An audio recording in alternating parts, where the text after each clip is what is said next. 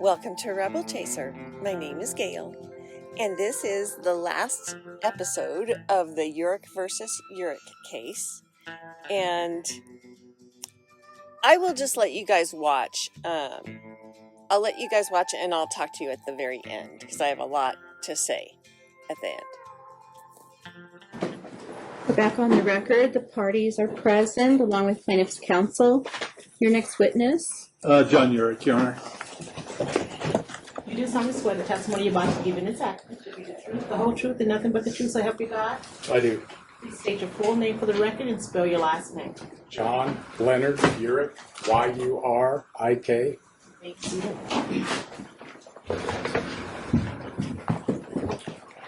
All right, may I proceed, Your Honor? Yes. Mr. Urick, can you tell us where you reside at the present time? Katy Avenue, Las Vegas, Nevada, 89147. How long have you resided there? 2 years. And is that a property that you own or rent? Rent. If we look at Exhibit 18, can you review that and tell us if you can identify that for the court?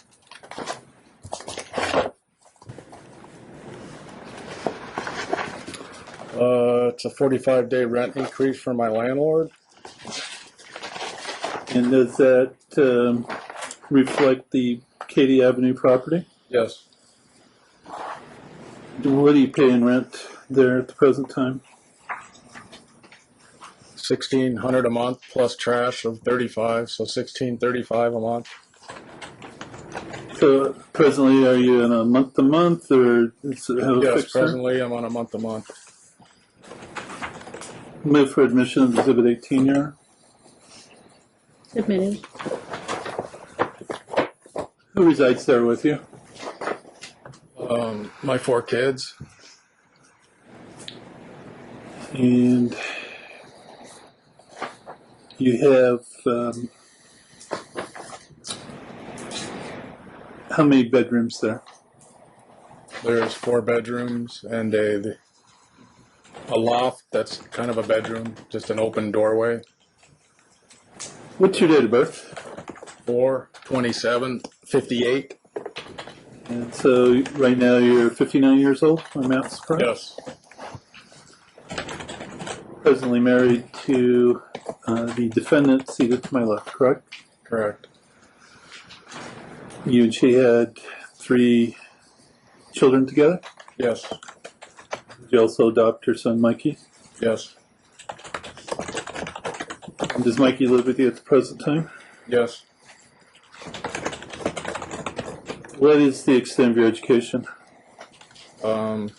Bachelor's degree in accounting from Northern Colorado. When did you get that degree? 1981.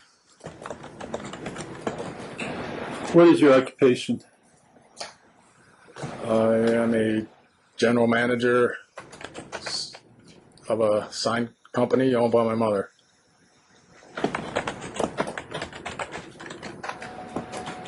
What has been your work history as an adult?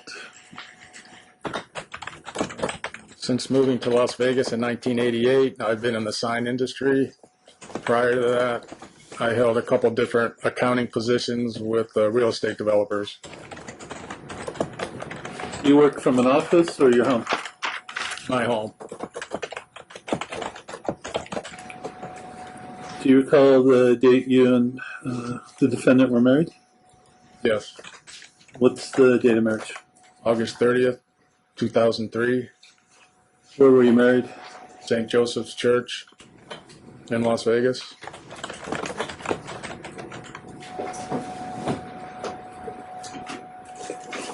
How was your relationship at the beginning of the marriage? Great. We got along fine. We were friends for a while before we got married. Had a lot of interest in common. I was told by her she wanted a family and children like I did. Did there come a point in time in the marriage where the relationship began to change? Yes.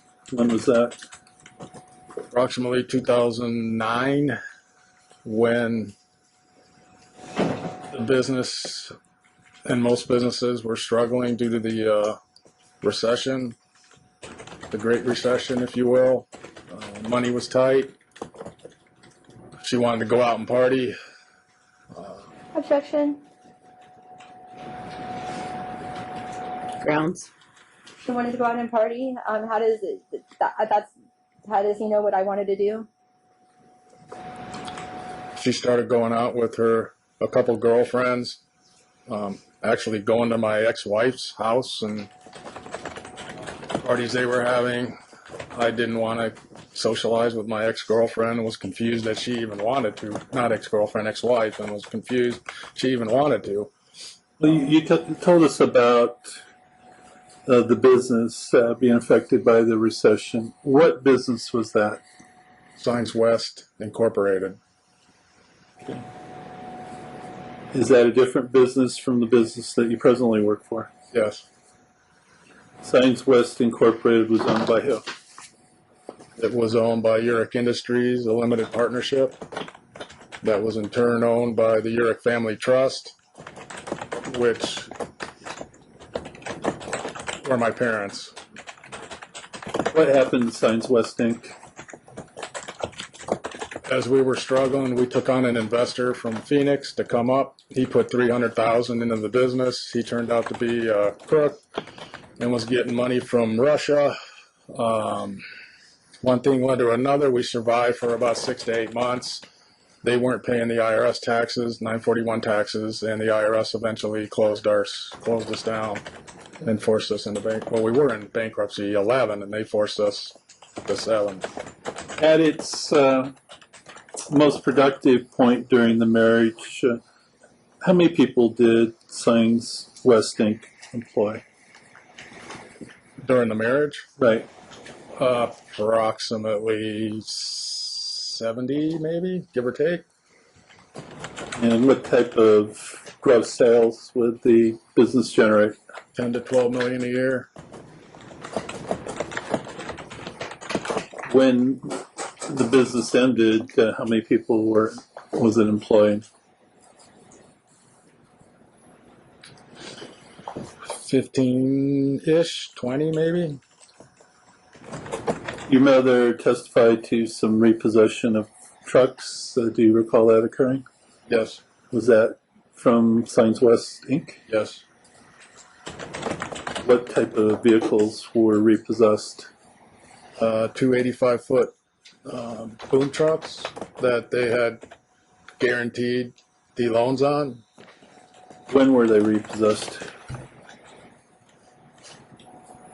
2009.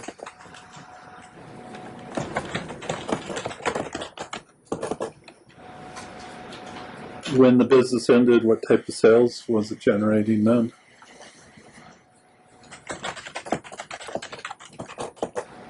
When it ended, not much. Maybe 100,000 a month. About $1 million a year, maybe a little less. Was that enough to pay the expenses of the business? Not the way they were running it, they being the investors from Phoenix, and in the investment agreement, my brother and I were to remain out of the day-to-day operations. And in hindsight, it appears their main agenda was to steal, if you will, our assets and our website. They didn't really want the business to succeed, and our employees. Did drug use become an issue in the course of your marriage to the defendant? Yes. When did that become an issue? As far as firsthand knowledge and seeing her use, maybe 2008 to 2010-ish. That concern you? Yes. She said she needed it to lose weight, and she doesn't do it that often. Was there any other concerns regarding drug use during the course of the marriage? And I suspected she was doing for the entire year of 2014 and 2015 prior to her abandoning the family. What led you to that suspicion? I seen her do it. Objection. Grounds. I've already taken a drug test and proven that these allegations are false. You took one in 2015? I took one with this court and took a hair and urine sample when he was alleging that I was doing drugs that entire time. He said in 2014 and 2015 he suspected you were using meth. I did not drug test you during those years. I've already shown that he's falsely accused me of this. Overruled. What led to your suspicions in 2014, 2015? I saw it. She bought it. I saw it. It came in little baggies. She had a metal cigar box about yay big that had a pipe in it and all kinds of paraphernalia for smoking. Did her demeanor change after you married? After we were married? Yes. Well, it changed over time, but the first 6, 7 years, I mean, she had issues, but for the most part, we got along great. What happened after the first 6 or 7 years? She started getting a lot more angry, wanting to go out more. Seemed to have a hair trigger temper. Grounds. I don't know, but it doesn't seem like he should be able to comment on what he thinks I was doing when I wasn't, what he thinks I was or wasn't doing. He's testifying from his own personal knowledge. Okay. He's not guessing. Okay. Overruled. Did that change in demeanor have any effect on the children from what you could observe?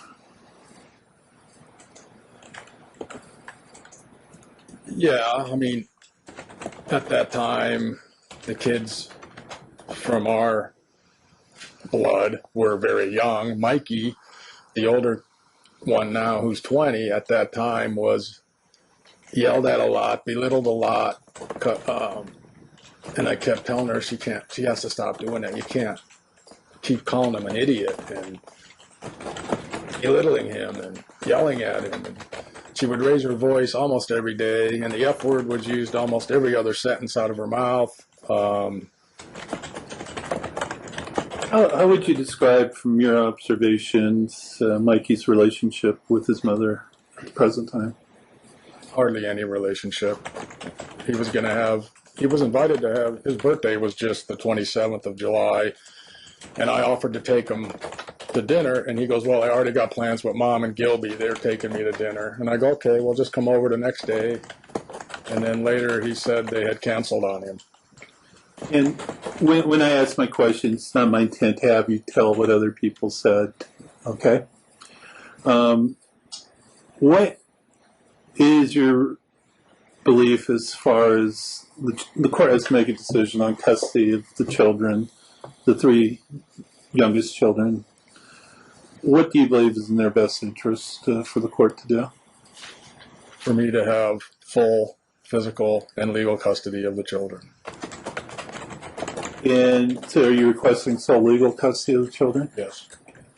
And by that, do you have any objection to the defendant having access to the children's school, medical records, things like that? No. But do you have an objection to her making decisions about the children? Yes. And why do you object to that? The most decisions about the children are what is in her best interest, not the children's best interest. Historically, can you think of any decisions that Elena has made concerning the children that you believe were not good decisions for the children? Yes, quite a few. I'm going to be all over the map, just as I recall. In homeschooling Jordan, I office at home, so I would be in my office, and almost every day when she was homeschooling, they would yell at each other, scream at each other. Jordan would cry. I would have to go down there and break it up and talk to Elena and explain to her that that's not very conducive to a child learning by yelling at her and scaring her. I've seen her slap her a couple times. And I would separate them and tell Jordan to go to a room and cool off for 10 minutes, and then they went about their homeschooling. But it was almost every day yelling. And I'd tell them, this should be fun. You're teaching your daughter. You should enjoy this. But it never seemed to be that way. She does favor Jordan over the two boys.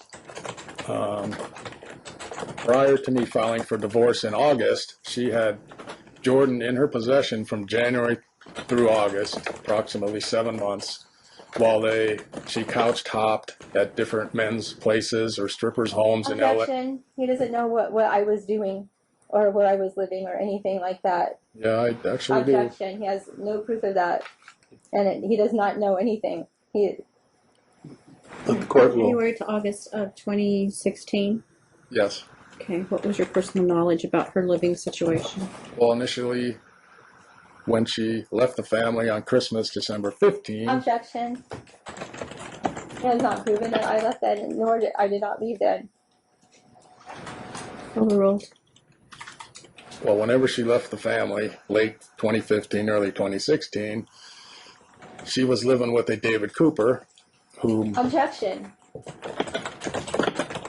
Grounds? It's not true, but why does he think that? He has no evidence, or that never happened. You'll be able to cross-examine him. Okay. You live with David Cooper. Go ahead. And his two girlfriends, if you will. He is a known swinger, sex club operator, big in the sex industry. And she took my daughter there often. She then, my point being, she exposed my daughter for 7 months to different men and left my daughter with different families to stay at while she did who knows what. I'm assuming dancing, partying, going out with different men. She always preached to me how it's easy. easy. Allowed to just assume things? You'll have an opportunity to cross-examine him. I feel, for lack of a better word, my daughter was brainwashed during those 7 months to that dad was bad, that dad would hurt mom or her. My daughter was instructed to lock her car door anytime dad was near the car.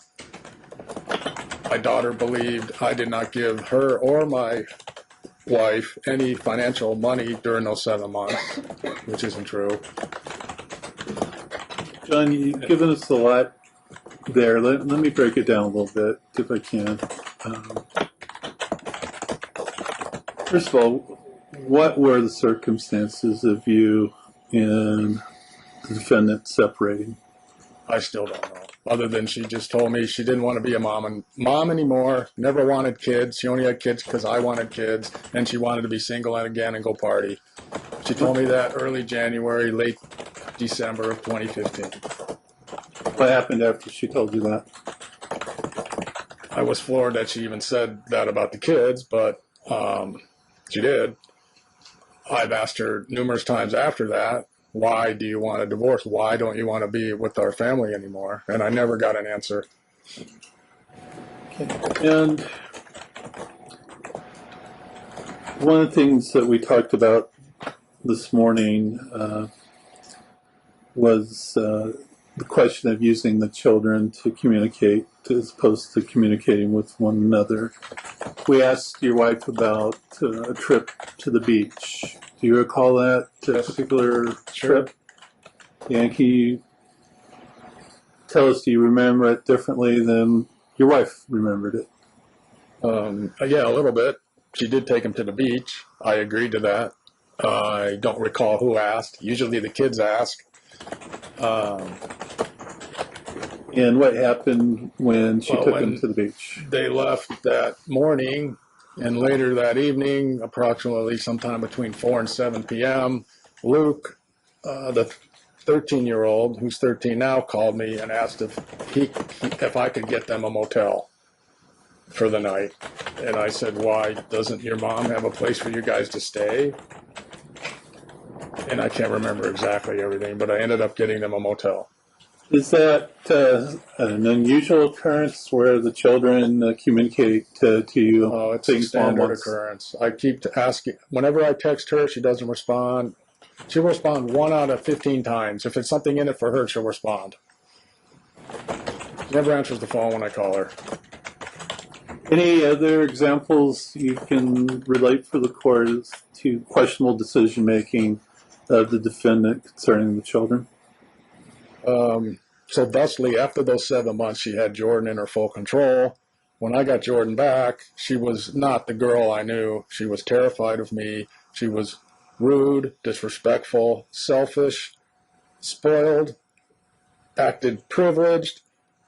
Her hair was bleached blonde, which is dangerous to do to a child, let alone an adult. She felt the only reason she had any career at all was because of mom. Not that the career is all important here, but she believed she had a dance career and an acting career only because of mom. And I've continually told her that's not true, that it's because of her. How's your relationship with Jordan now? Greatly different. How's it changed? I feel like a family with her again. She trusts me. She loves her brothers. She was very distant from her brothers and I when I got her back last August.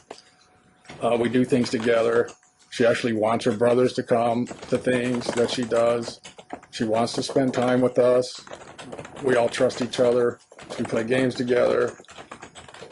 You say she was rude when she came back in your care and custody. In what respects? She was rude to her brothers. She was rude to me. If I asked her to do something, she wouldn't do it. She would ignore me. And it was difficult for me for the first few months because, I'm not an expert. I didn't know how best to get her out of that because mom was still texting her and calling her and talking to her. Do you have concerns that your testimony here today about the children or testimony given by your mother might be related back to the children? Oh, I know it will be. And that would concern you? In a negative light, yes, it concerns me. Every time the kids are with her, I'm concerned and worried. Would you want the court to make a specific order that you and the defendant not discuss what's been testified to here with the children? Definitely. And I would like to be able to communicate and co-parent with her should the court deem she should see the kids, by able to communicate with her. She ignores my texts. Ignores my phone calls. The kids always are in between us for the last 4 or 5 months. Now, you said you're concerned about the children being exposed to what's going on in court. Has that concern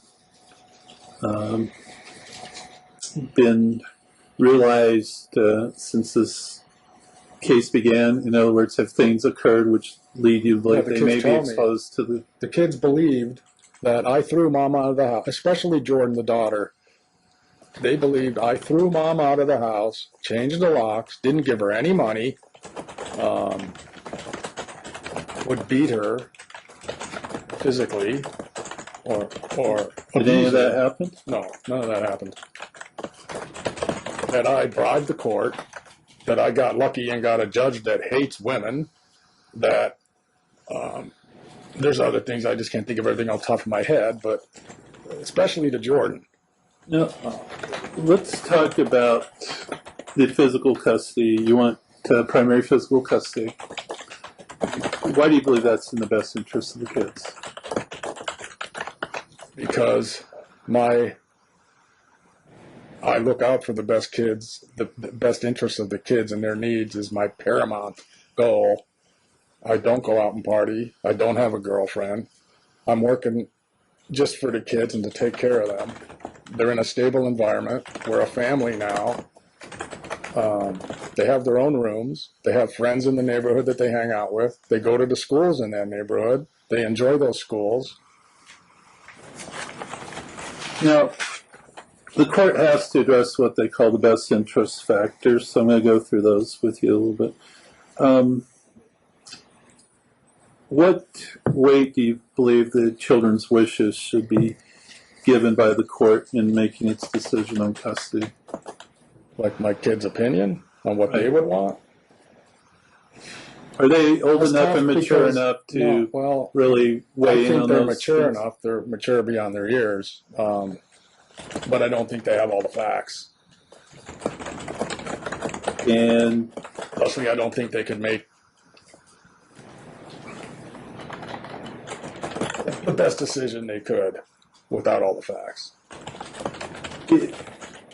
is there certain facts that they're not privy to that you think weigh on what should be considered Yes, in their mom's custody? mom's behavior, mom's role model skills, mom's just way what she does for a living, what the kids' needs aren't paramount to her. Her needs are paramount to Elena, not the kids.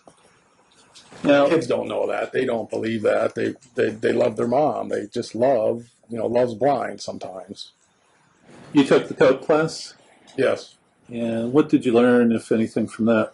I learned quite a bit. I mean, I thought I was doing good, but there's things I did know. But, I didn't know I should talk to my kids and give them permission to let me know they're stressed out, which was a huge thing I learned.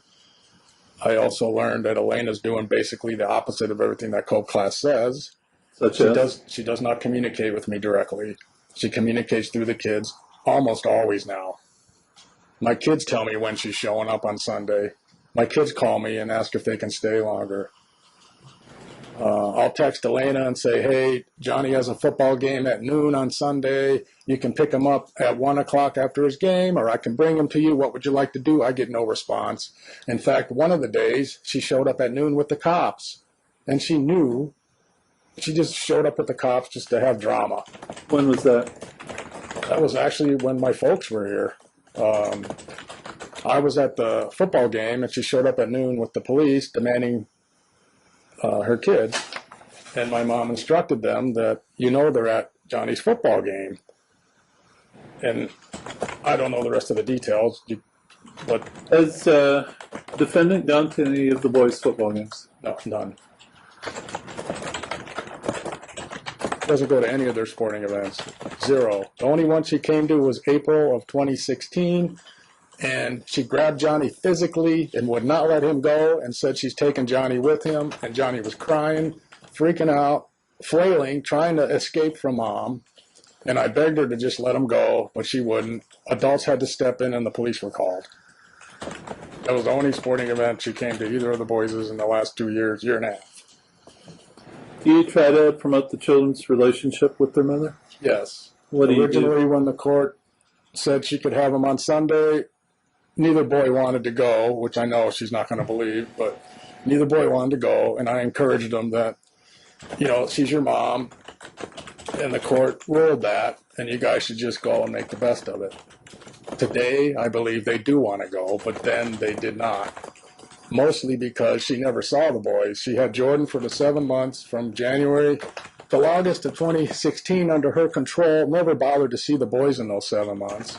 Then when I got full custody where she had to ask my permission to see him, she didn't see him much at all then either. We talked about this morning a development that you allowed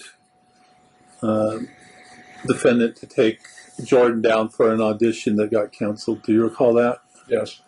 And can you tell the court what happened in that regard?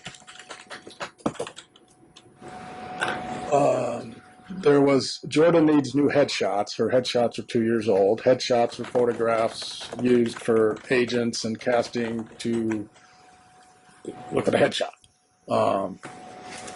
Jordan asked me to let her mom take her because her mom's good at that. And I'll concede that. She is very good at style, graphics, creativity, what looks good.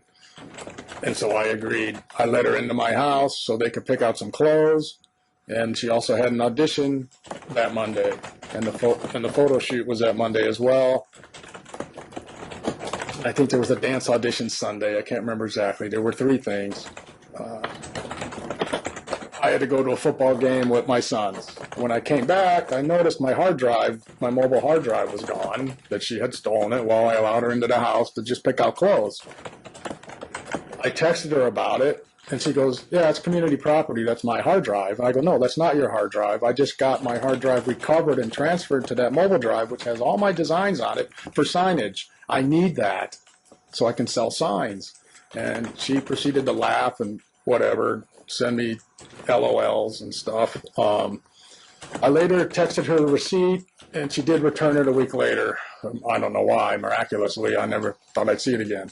But in the interim, I then was informed that the audition was canceled. So I texted her, you don't need to go to California. The audition's canceled. The best she could have been optimally is an hour out of town. And she said, no, we're going anyways. You gave me 3 days. I'm leaving. And I go, no, you don't need to go. There's nothing for you to go there for. Please come back. And she didn't come back. She came back 3 days later, and I had to go pick up Jordan at her house. How would you characterize your present relationship with the defendant? Well, I try. I try to be cordial. I try to be a core parent. I try to communicate with her. I've numerous times offered that she could see the kids more than she does. Just let me know. I get ignored. Is there conflict in your relationship at the present time? Oh, yeah. What do you believe to be the cause of the conflict? Her, exclusively. I try to text. I gave up texting her to ask. I did text her yesterday morning, or Saturday morning, asking her. Jordan has a girlfriend that lives really close to where she's living, and let her know that Jordan was there. I said, when do you want to pick up the boys? Also, we both have court Monday morning. Do you want me to pick them up Sunday night? Do you want me to have them go to Lexi's, which is the girlfriend that lives near Elena? And I got no response. Then the daughter texts me and says, Mom wants to know when to pick up the kids. This is like 3 hours later. And I go, well, the boys are ready whenever Mom wants to come. Half hour later, Jordan texts me, Mom's on her way. I told the boys Mom's on her way. Luke normally communicates with her, but Luke dropped his phone in the swimming pool and doesn't have a phone presently right now. Does the defendant cooperate with you in trying to do what's best for the children? No.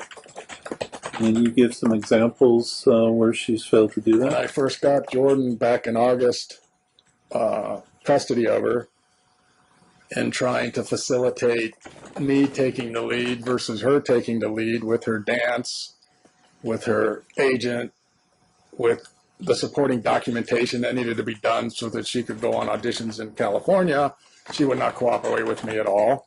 All she would text me is, good luck trying to be me. You have no idea what you're doing. There's a Coogan checking account, which you're required to open for all child actors, where 15% of their pay goes into that account. I asked her for that account number. She would not supply that. She actually embarrassed us she was on a set filming a Barbie commercial, and they wanted to know the Coogan account, and I couldn't provide it. I asked her agent to get it for me, and she instructed our agent, do not cooperate with him. He has no business being there. I eventually got the Coogan account indirectly through the producer of the Barbie commercial. He gave me a copy of it. And I've used that since to supply the documentation on her jobs when she goes on set. Her agent wanted a common email where agents could just email one email address and not have one for Mom, one for Dad, one for her. They just wanted one email address, and Jordan had Jordan Berlin 777. I asked her for the password of that so that we could share that email with the daughter's agent so we both know what's going on. She said, absolutely not. F you. You don't need that. So I had to create a new email, Jordan Berlin USA, that the agents now use for Jordan. I gave her the password so she can have access to it and see what's going on. What about medical care? Has there been any cooperation in getting children medical care? Well, I've paid for their medical care through Obamacare for the last, we've always had health insurance. And Elena is presently covered with health insurance. I gave her a health card in January, said, and explained it all to her in an email or a text saying, here's our new health card. It's an HMO plan. You have to go to certain doctors. That's all that's allowed in Nevada is HMOs. We have to go to doctors on the list. And she goes, great, because I have a bunch of doctors I need to go to. And I thought, okay, great. There you go. I'm talking about the children, though. Is like, have the children needed any care that required cooperation? When I was in San Diego with the two boys, they were both in a football tournament, flag football tournament, that I was the coach of. While we were there, she called me and said, Jordan has an ear infection. I need to take her to the doctor. Where's my insurance card? And when was this? This was, I want to say May or maybe April of this year. It might have been later. It might have been June. It wasn't that long ago. I think it was June. I told her, I gave her the card, that it's with Health Plan in Nevada, and that CVS Pharmacy has us on record for the prescription. That you can go to any CVS, they'll just pull it up. She commenced berating me, saying I was lying.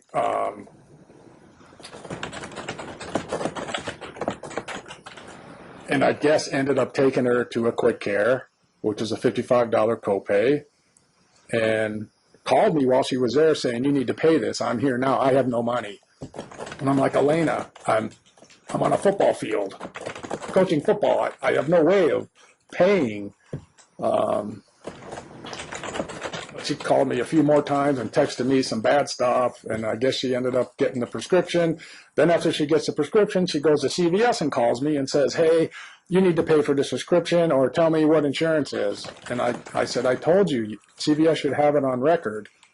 I'm in San Diego. I don't have the insurance stuff with me. I have no way of helping you. I'm sorry. So that passed. The kids went over and she took them all to that water park in Henderson, something Bay. There's a big water park in Henderson. And when you have an ear infection, you should never go in the water. She knows that. But she took Jordan into the water. A few days later, when she was back in my care, her ear started to hurt again. I texted Mom, hey, what quick care did you take her to? Can you send me a copy of her prescription so I can get it refilled? And she would not do either of those things. All she texted me back was, you need to pay me $55. And I'm going, Elena, okay, let's not worry about that right now. I need to get her prescription refilled. Her ears hurt. And again, I got either ignored or another text saying, you need to reimburse me the $55 and the $25 for the thing, the prescription. And this went on for about 6 hours. And then I just ended up taking Jordan to quick care again and getting another prescription, and since got her ear infection cleared up. But that was just an example of her needs above Jordan's needs. It didn't matter Jordan had an ear infection. All that mattered was she wanted $55. What financial support has she provided the children since you had custody of them in August? Other than feeding them when they're at her house, zero. Do you want the court to impose a child support obligation on her if you were granted custody? Yes. Do you feel it would benefit the children to do Yes. I mean, I'm struggling that? financially. How is the state of your health at the present time? Any health issues that would impact your ability to care for the children? No. Do you have any concerns about Elena's health that would impact her ability to care for the children? Like physical health or mental health? Either one. Well, mental health, yes. Physical health, I don't know. I haven't been with her for a year and a half. I know she's been taking different medications. She's had infections of her. She's had things down there that she probably doesn't want me to mention, but I don't know her physical health right now. Were you surprised that defendant's testimony, she's only seen the therapist twice since Yes. court ordered that last Yeah, if May I was 4th? her, I'd be going once a day. Has Elena ever been physically to the children? Yes. And you tell the court those times that you recall that occurred. Tell us when they occurred and what occurred. The time I mentioned she physically was restraining Johnny for, God, it felt like 10 minutes, and the poor kid was crying. and she would not let him go. I wanted to step in, but I was torn because I knew if I stepped in, it would get uglier, and then the police would arrest me, and he had a game coming up, and all the parents were watching. It was very embarrassing. And the guy running the whole league actually came up with other parents and begged her to let him go and said, hey, let me take Johnny, and then you guys can talk. And she finally agreed to that. And once we got Johnny out of her possession, she took off just before the police showed up. Any other examples of physical abuse of the children? Yes, I've seen her slap Jordan while she's homeschooling her at least twice. Do you recall when that was? Those occasions? Last year, both times, 2016. How did Jordan react when her mom Cried. Do you recall what was going on preceding that may have motivated the slap? I think she just has a short temper now, and she gets upset if someone doesn't completely do what she says, or gets frustrated if it's not going well. Has she been verbally abusive to the children? Yes, all the time. Can you, Especially Mikey, the older son. what about the three that are at issue today? Can you give the court some examples of times mom's been verbally abusive? Again, Well, I didn't see the court, this, but again, asking for what you know. yeah, I mean, the kids have told me stuff, but then that would be hearsay, I guess. But I'm just asking for what you've observed. no, like mainly Jordan grabbing Johnny that one day. But Johnny's told me a couple things that happened. Have you had occasion to seek a temporary protective order against your wife? Yes. When did you do that? February 15th, 2016. I remember it well because it's the day after Valentine's Day. What occurred at that time that led you to seek a TPO? I was coaching the kids football at Desert Breeze Park. It's a park very close to the house. She was at the house with Jordan. For some reason, she was being nice. I invited her and Jordan and me and the two boys to go to dinner. She agreed. When we got home, it was a different kind of vibe. She didn't want to go. And I noticed my racquetball racket was missing. I asked her if she knew about it. She goes, yeah, you don't need it. Anyways, I have it. And I go, well, it's not your racket. It's so silly. It's a stupid racket. But anyways, so I'm getting into the car, and she sucker punches me as hard as she could. I can't believe I bled that much, but I was bleeding. And then she just went into like psycho mode. She had my daughter start filming me, telling Jordan, please film me, Daddy's gotten crazy, he's gonna hurt me, film me.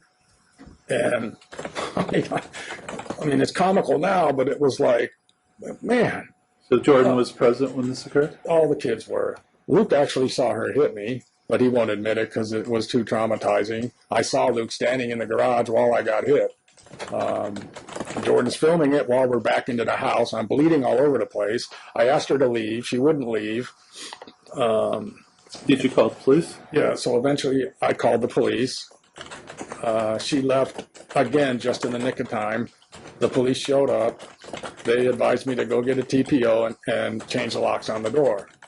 And I go, well, doesn't she have a right to be here? And he's like, did she change her mailing address? And I said, yes, she's changed her address. She actually asked to be off the lease, which I removed her from the lease so she wouldn't be liable for any rent.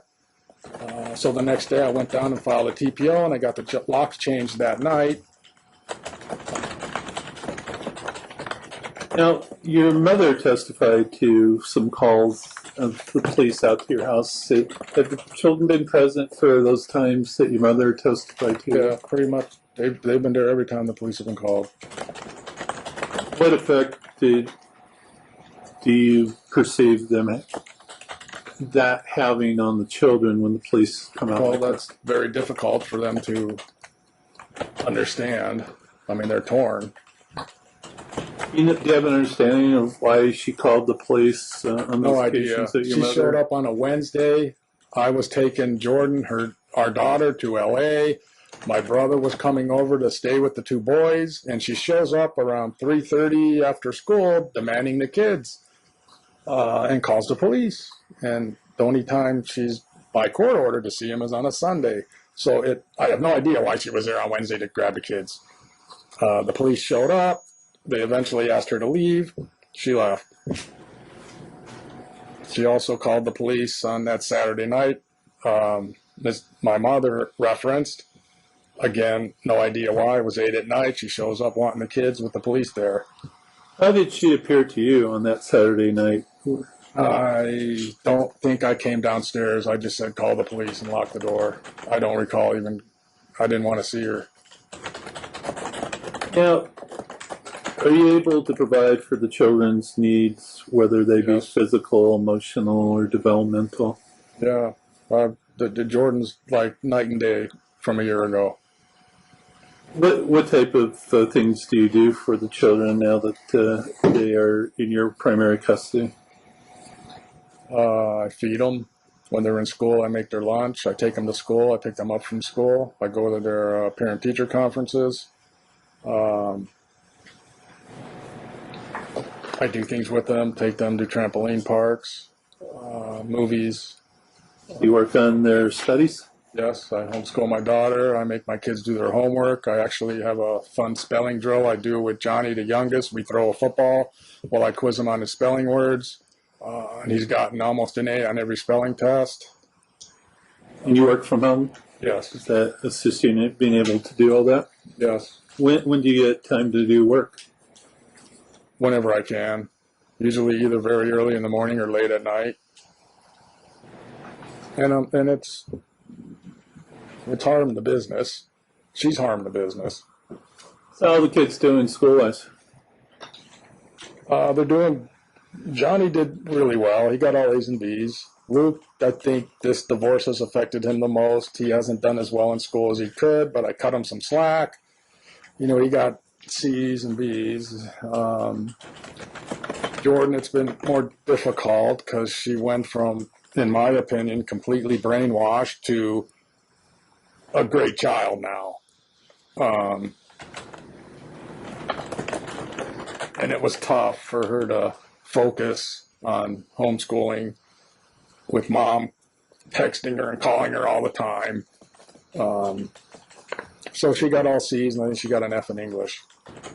How was she doing that period from January until she came back in your care while under her mom's care? How was she doing academically then?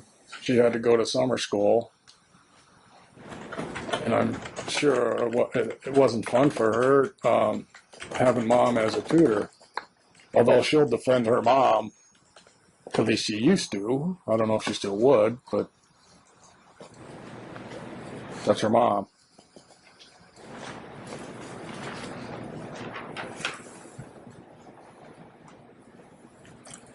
Are the children provided health insurance? Yes. Do you provide that? Yes. And Elena's.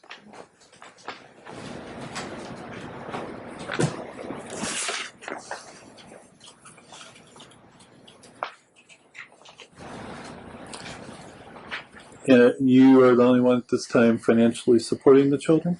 Yes. Have there arisen any recent difficulties in trying to work and provide for the kids? Yes. Did you tell the court when that occurred? A few times.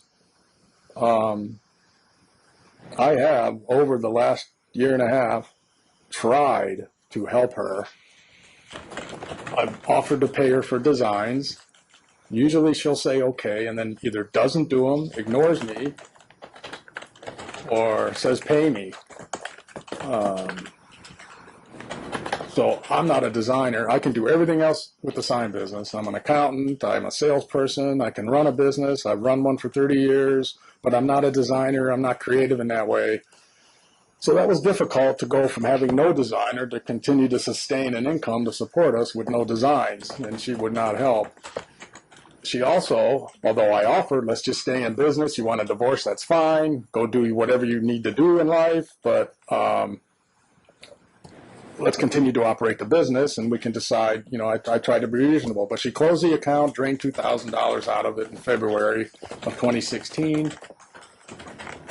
Your mother would have some say in that, would she not? Well, now, because that was in her name, that business, Signs West Outdoor LLC.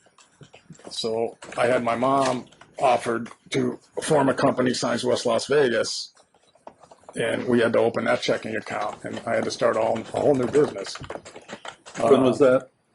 February of 2016. Shortly thereafter, I mistakenly would allow her into my house, stupidly now, but I was trusting. But then she stole checks, signed checks that my mom would leave so I could pay suppliers as needed. And she stole those checks. She admitted to stealing those checks, told me it's community property, that's half my company. And I'm like, no, that's not your company anymore, it's my mom's. But anyways, so we had to close that account and open up a new checking account, which takes time and energy for no reason. Does the business have an email? Yes.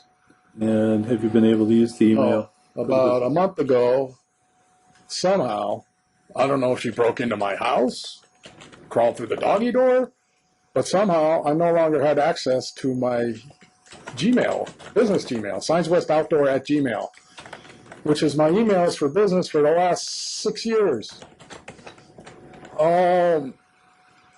Recent emails, clients might email me a year later. I would have saved emails, as you can put them in different buckets, if you will, of different types of clients, real estate or whatever have you, and she will not return it. I offered her $500 cash to return it to me because I know she says she needs money. I don't believe she does, but she says she needs money.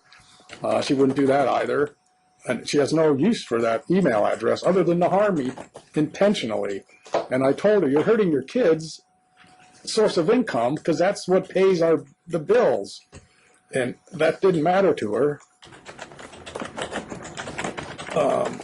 Then she stole checks again. About 2 months later, a whole booklet of checks, which I suspect my daughter stole them for her. This was back in the middle of 2016 again. And again, we had to close the account and open another account. And the bank's going, you guys. What is your arrangement with your mother as far as compensation for the services you provide the company? Well, it generally generates $5,000 a month in income, and I am paid whatever it makes. Did Elena's spending cause any problems as the business began to struggle? Yeah, she was obsessed with Jordan. Jordan had to have private dance lessons, acting lessons, circ lessons, trapeze lessons, silk lessons, attend dance studios. And I kept telling her, we can't keep doing this. We're not making what we used to make. And somehow I would pull it off and get everything paid, but it was very difficult and stressful on me. Did you make available, as the court directed, ITEX funds for the defendant to have Yes. counsel? Yes. And when did you do that? Well, she's had access to ITEX since we were married. Can you look at Exhibit 6? Tell us if you can identify that.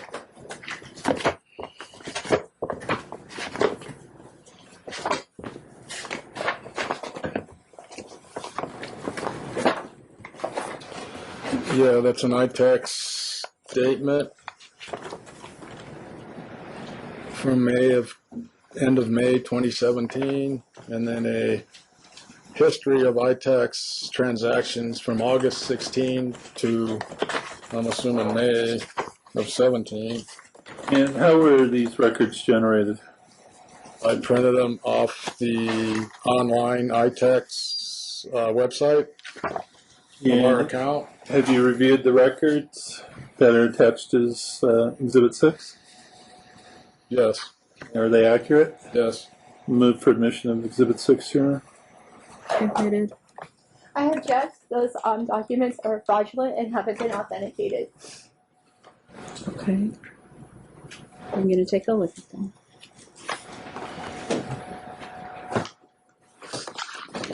I believe he just authenticated them. That doesn't count as authentication, him saying that they're true. So you retrieved, I'm looking at dates number 37 through 48. Yes, Your Honor. And did you retrieve those records? Yes. The handwriting is mine, but the printed writing is from the online website of our account. Your Honor, but I've seen the printed statements, and that's not what they look like. They all have a letterhead. What he did was he copied and pasted it, so that way he could manipulate it. You did testify to all the charges on here that you did. No, I testified to some of the charges that were mentioned. We provided these What wasn't mentioned were all the charges that you have made on our on community. June 6th. She's never filed any objection to their authenticity. Objection, Your Honor. I did file an objection to the authenticity.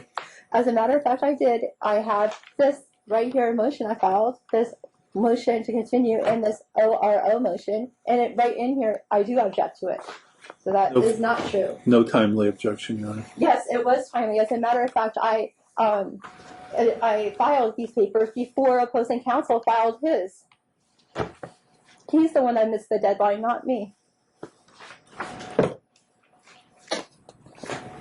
These were produced, you said, June 6th is the 16.2. Also, I would like noted on the record that the opposing counsel filed their 16.2 disclosures 11 months or so after they were supposed to, according to the law. So if we're going to talk about not meeting deadlines, that one should definitely be mentioned. And where's your 16.2 disclosure? I have it right here. I filed it with this oral motion along with my list of exhibits that I filed here with me today. You filed it when? I filed it on 7/12/2017. It also has all the exhibits I wanted to enter today that I have with me. Yes? 7/12/2017. Is that timely? Yes, it was timely. How is it timely? When I looked up the rules, it was in time to what it had said. To what was but his aren't timely, and he submitted them before you did. No, his aren't timely, but yours are timely. Mine were submitted before his. They're dated after. My 16.2s, is that what you're talking about? I wasn't aware that I had to specifically do 16.2s, but either was opposing counsel. They still have not done it. They still have not done it completely. They still have Did never. you file a motion with the Discovery Commission? To this day, they've never filed a detailed FDF. Did you file a motion with the Discovery Commission? It's right here in my Are you listening to my words? Mm-hmm. Did you file a motion with the Discovery Commissioner? No, I don't even know anything about what a Discovery Commissioner is for. By the time these were all filed, and by the time I knew how to even look on the court docket, by the time I realized I was going to be forced to be pro se, and I figured out how to even look things up on the court docket, you had already closed Discovery, and I didn't have an option at that point. Your Honor, we were here on May 4th. The court directed both parties to file 16.2. We did on June 6th, and not receiving anything from the defendant, I did send her a letter June 9 telling her that she needed to comply with 16.2 and laid out the typical documents that we would request. I object, Your Honor. We've still not received any 16.2. The letter that he wrote to me was a very actually, I would love to have that letter read because it's very disrespectful, and it accused me of doing several things that had not been done. And I did everything I could to file correctly. Not only did I do that, but I also emailed a copy to Mr. Urick as well. to make sure that I covered all of my bases. I'm happy to show the court the letter if the court's interested. And I would love to have that letter read, because in that letter he accuses me of not of this being a repetitive thing that I haven't done, and I had everything that the court has suggested for me to do. I have done. There's nothing that I have not done. For what purpose are you offering Exhibit 6? Just to show that the ITEX funds their use, and that she has had the ability to use them for attorney's fees. She's already conceded use them for other means. She did concede to using some for her medical. Are those on these statements? Yes, and I don't know that we would concede that they're medical. She said Botox September 28, 2016. That's on page 38. Right. There's Honor, Harmony Salon and Spa, $65, and then there's a $2,200 spa charge. Contact lenses, colored contact objection, lenses. that wasn't me. That was my daughter. And John had taken her there. And I would also like noted that every time I did make one of those charges, Mr. Urick had approved it, because David Heller, the representative from ITEX, was called every time, and I have evidence in emails of those calls and proof that happened. Mr. Anderson, where does it say on here who is the person using the funds or that particular transaction? It doesn't. I'm not sure that it Doesn't. does, Your Honor. It's just a list of transactions. Doesn't say who initiated them. Okay. All right. And I'm not going to admit it.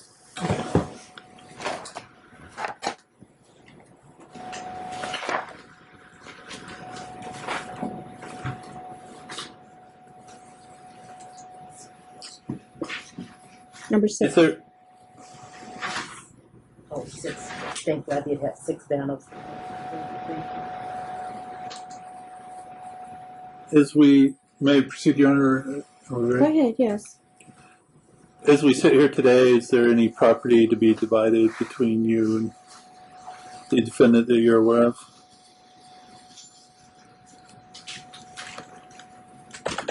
No, we both have our cars in our possession. She's had a year and a half to take whatever she wanted out of the house. She's gotten all of her clothes out of there. She's taken anything that she could hawk of value, including a $2,000 full-length leather jacket that I owned that she stole. She stole a $2,500 video arcade game. She stole all the power tools. And everything else is either the kitchen table, it's all old furniture, the kid stuff, or computers. She did want a heavy credenza, which she's more than welcome to have. It's very heavy. She knows what I'm talking about. And as part of your compliance with 16.2, did you prepare the document attached as Exhibit 21?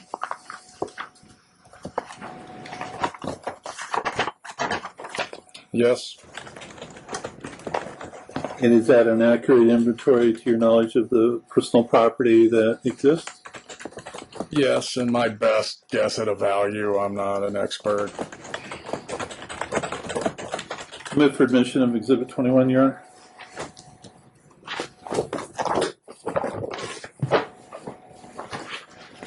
When did you prepare this, sir? Approximately 2 months ago.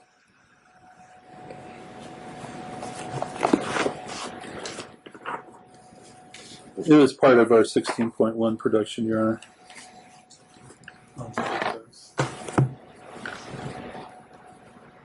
Okay, it's admitted. And some of these property items are actually, would be fair to say they belong to the children. Yes.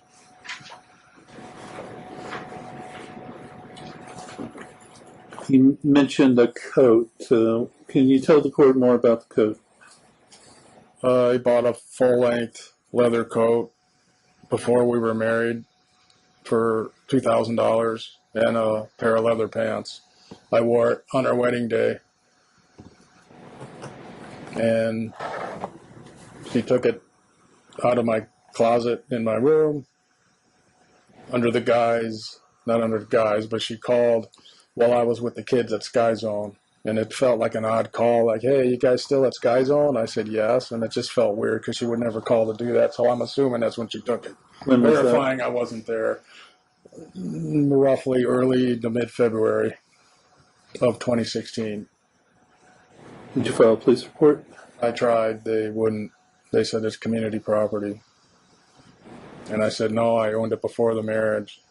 And they said, well, deal with it in a divorce. So would it be your request that you each take the respective vehicles that you're driving? Yes. You know, I think the defendant testified to driving the Chevy Cruze. Do you know what year it is? 2014. And what do you drive?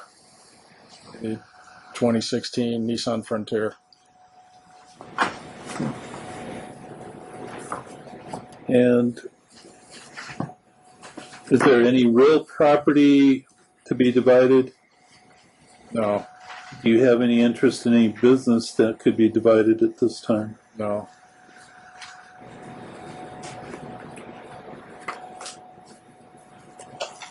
If you could review Exhibit 9. You prepared a financial affidavit in May of this year, Yes. and at page 76 of that exhibit, did you give your estimates as to the net equity that are in the respective vehicles? Yes. And you indicated $3,000 for each? Yes.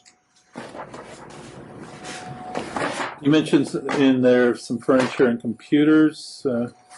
What does that relate to?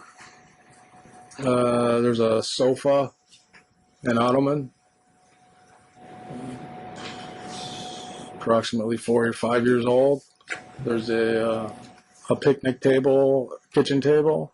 Are they reflected in Exhibit 21 as well? They should be.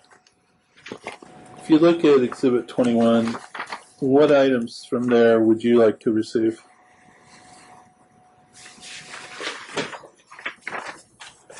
Everything but the heavy desk credenza, which is item 3, if you go in order top to bottom.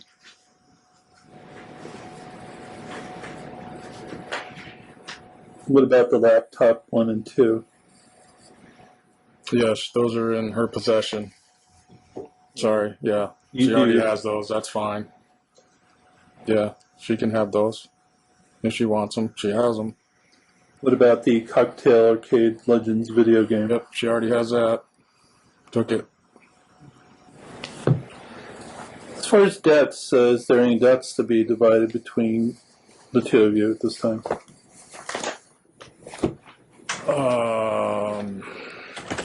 I mean, there was a couple charge cards at Target, Kohl's, but I have been paying on those for a year, paid them down. She charged them back up that I don't know the law, but there's those two. I think the Target 700 max is the limit on it. I don't know what it is today. And the Kohl's, I think, was 1,000. I don't know what it's at today. I estimated it back here, but I don't have access to those anymore. She changed the passwords. There was a credit card used to buy this laptop from Apple. I think it was $2,500. I was paying on that, but the passwords and everything's been changed. I'm assuming she's either making payments on them or blew them off. What is Exhibit 17? Can you review that and tell us if you know?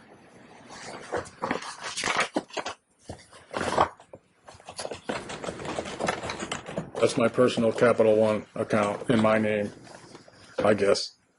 It's jointly then if it's community property, because the other credit cards I aforementioned are all in her name. What would be your proposal for I take the Capital allocation of One the and she debts? takes the other 3. Would that be equitable? In my eyes, she has the asset, the laptop that cost $3,000 from Apple. The credit card going with that's $2,500. The Target and Kohl's, don't know what she's charged after I was paying them down. I would assume all for her. That would seem fair to me. What is Exhibit 15?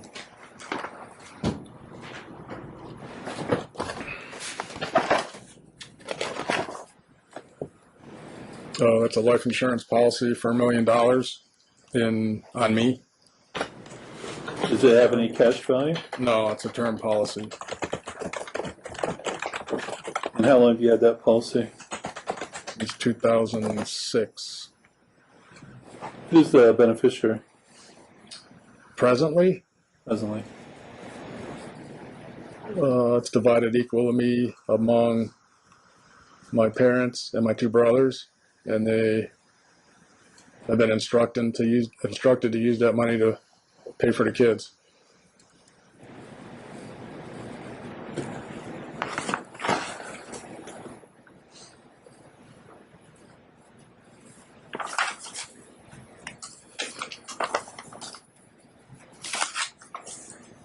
Is it true that since your marriage to the defendant, to your likes, tastes, and interests have grown apart?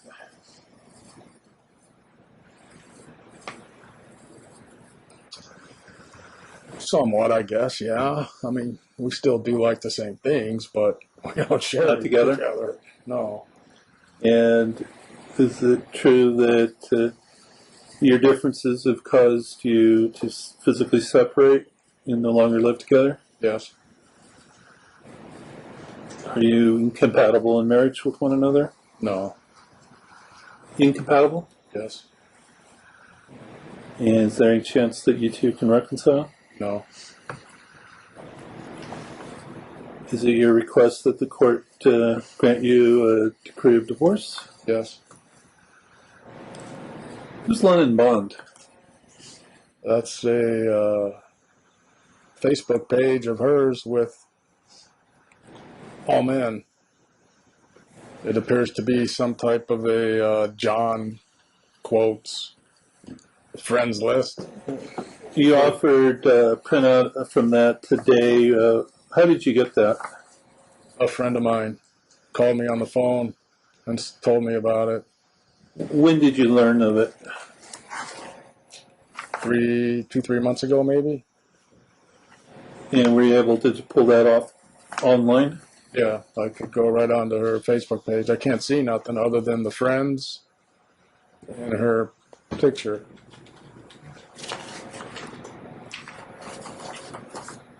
Does that identity create any concerns about the children? Yes, greatly. Why? Because that's her priority. Men, attention, money, money, and money. But she would leave the kids in a heartbeat if one of those people called and said, hey, I have some money, come see me. Actually did that one. I could tell you a story. Is there anything else you think the court should know in coming to the decisions it has to make here today? Yeah, regarding the COPE class, I found that extremely helpful. And I hope she did take it. I hope she listened and paid attention. I don't know if she really took it. But in that class, it said you should wait at least a year before introducing children to new lovers. She waited 10 minutes, and she has had multiple lovers within the last year and a half. Objection. What is your objection?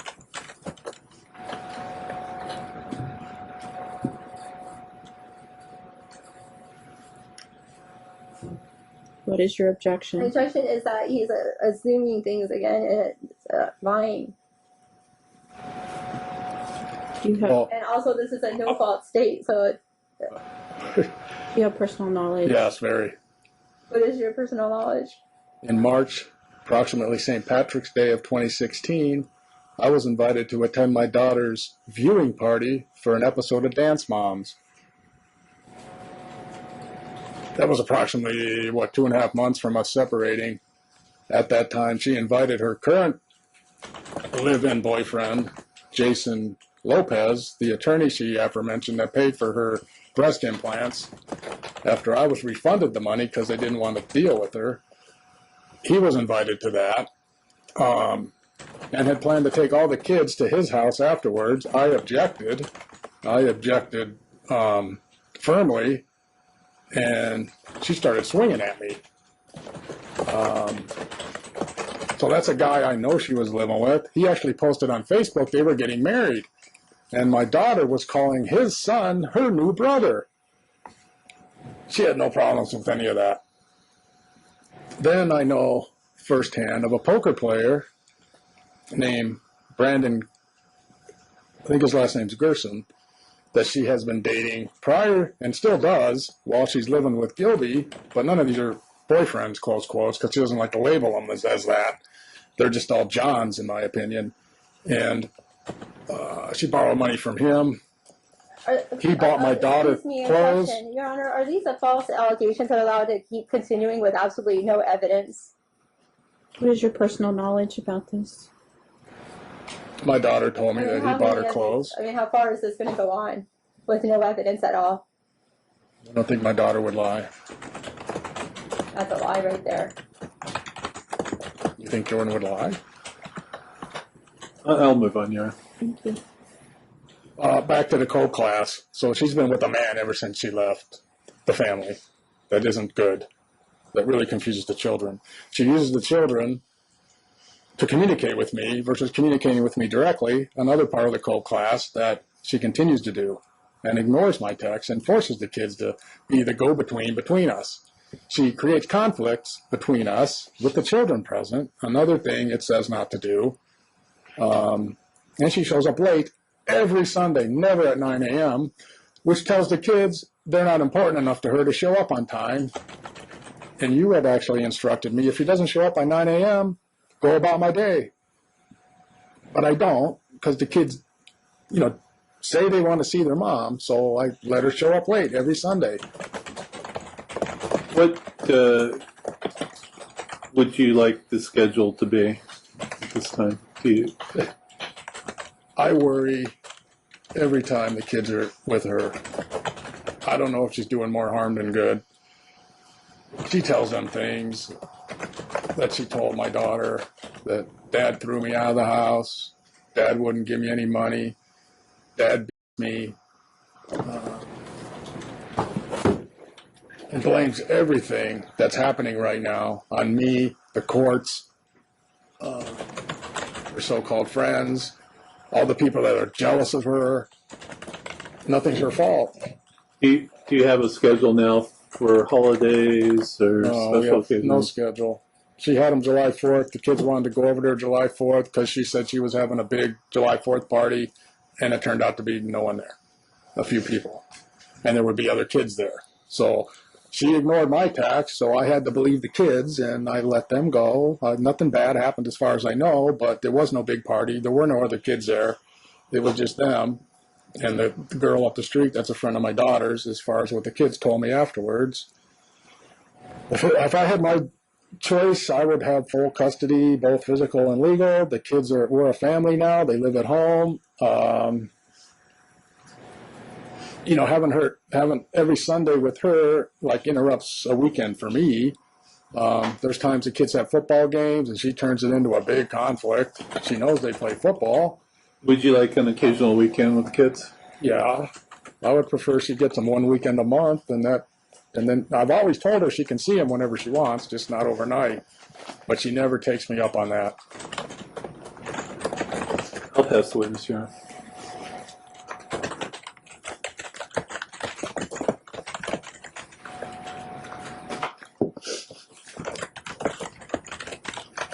Ms. Urick, cross-examination.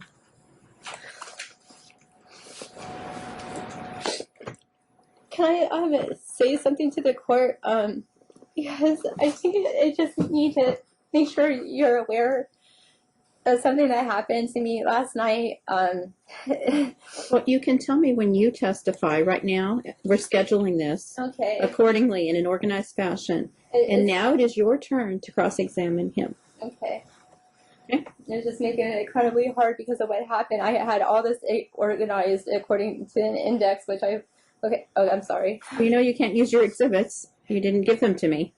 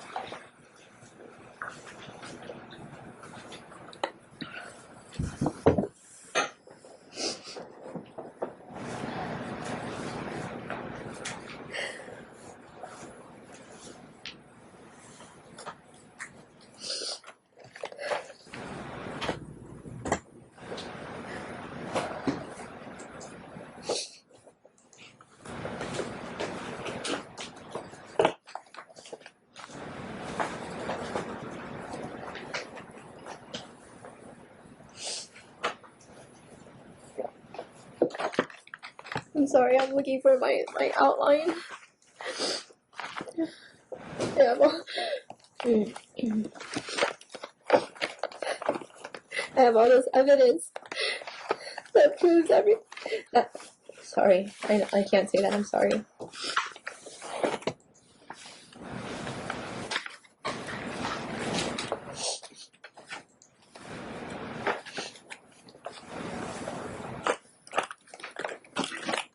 I'll just ask you questions out of your book.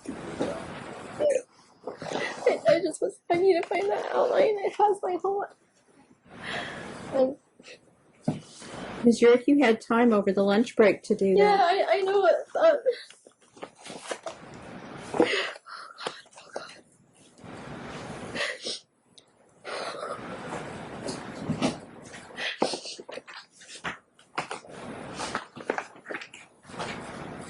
Go ahead and ask him your questions.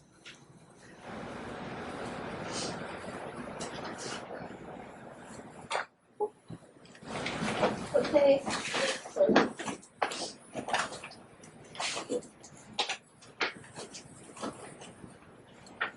Ms. Yurick? Yes, I'm trying to find the outline that I just had. But you need to go ahead and ask him your questions. Okay. You should have prepared during the lunch break. I did prepare it. That's why I took it. Hold on. Ms. Yurick, Oh, yes, ma'am. proceed with your questions. Okay. I'm looking for my questions. Yeah, you've said that already. Go ahead and ask him questions.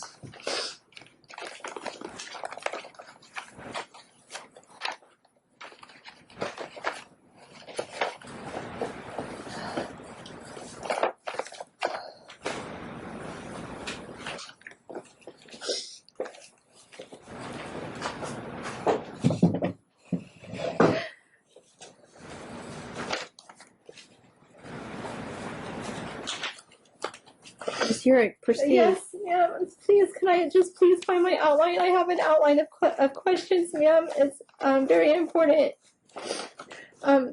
You should have been prepared. I am prepared.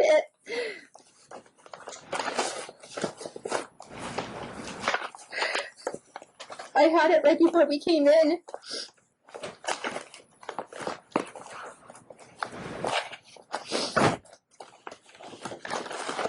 You'll have to proceed without your outline, Ms. Yurick. We can't wait for you to find it. You have stacks and stacks of paper there. There's so much. I need to be focused since I can't enter all these exhibits. Can you just give me a minute to find the outline, please? Please. Oh my God. I can't believe this.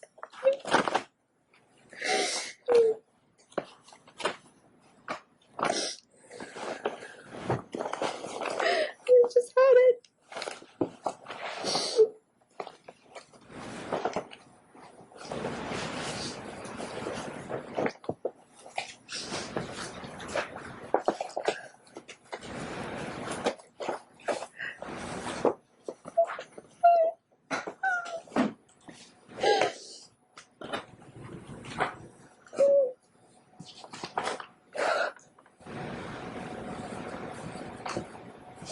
Okay, I guess I can't use the outline that I need. It has all my case law and everything on it.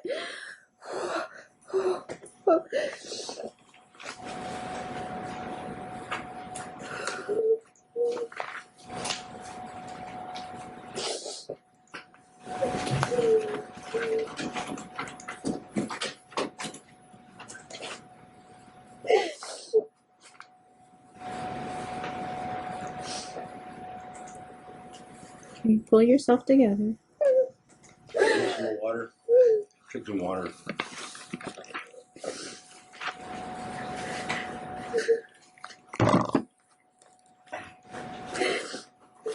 Your Honor, can I please look for the outline? It's here. I have a 20-page outline.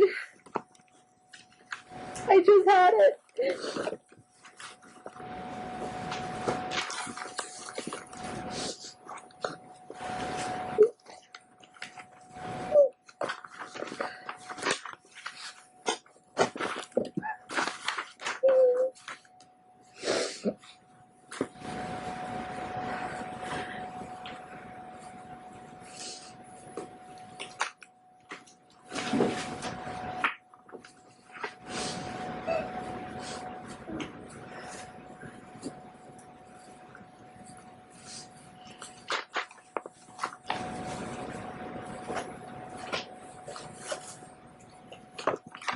can't believe this.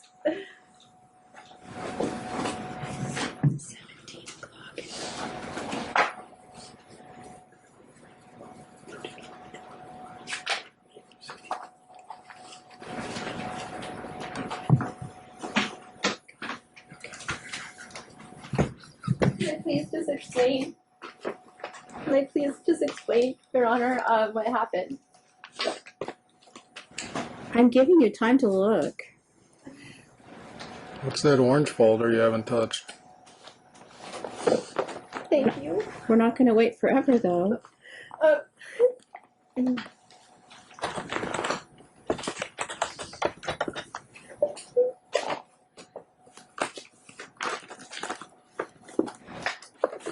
here it is. Okay. Okay, I'm so sorry. Thank you for giving me the time to look for that.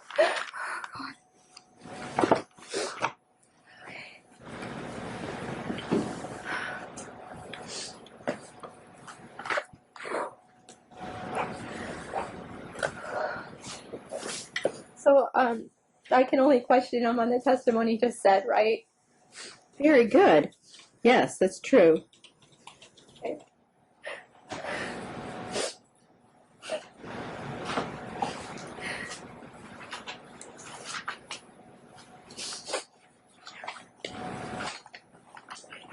What are the business entities that you own or are affiliated with? I don't own any business entity. In terms of affiliated with, if you mean manage, or a friend might own it, or a relative, the ones currently in existence are Signs West Las Vegas.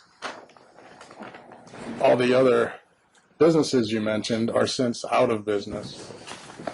I can elaborate on the tree of ownership. Just answer the question, sir. Signs West Las Vegas is the only one I'm affiliated with.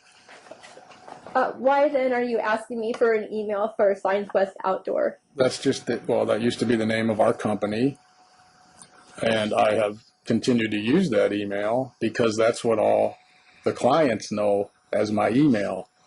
I probably have, without exaggeration, 5,000 contacts in that email that have that email address. For me to email all of them and say, hey, don't use that email no more, use this one, it'll probably go to spam most likely, and would be a huge task to call all those people and let them know. You know that. You've never used that email. Are you operating a business out of Signs West Outdoor right now? No. You don't have any invoices with Signs West Outdoor on them?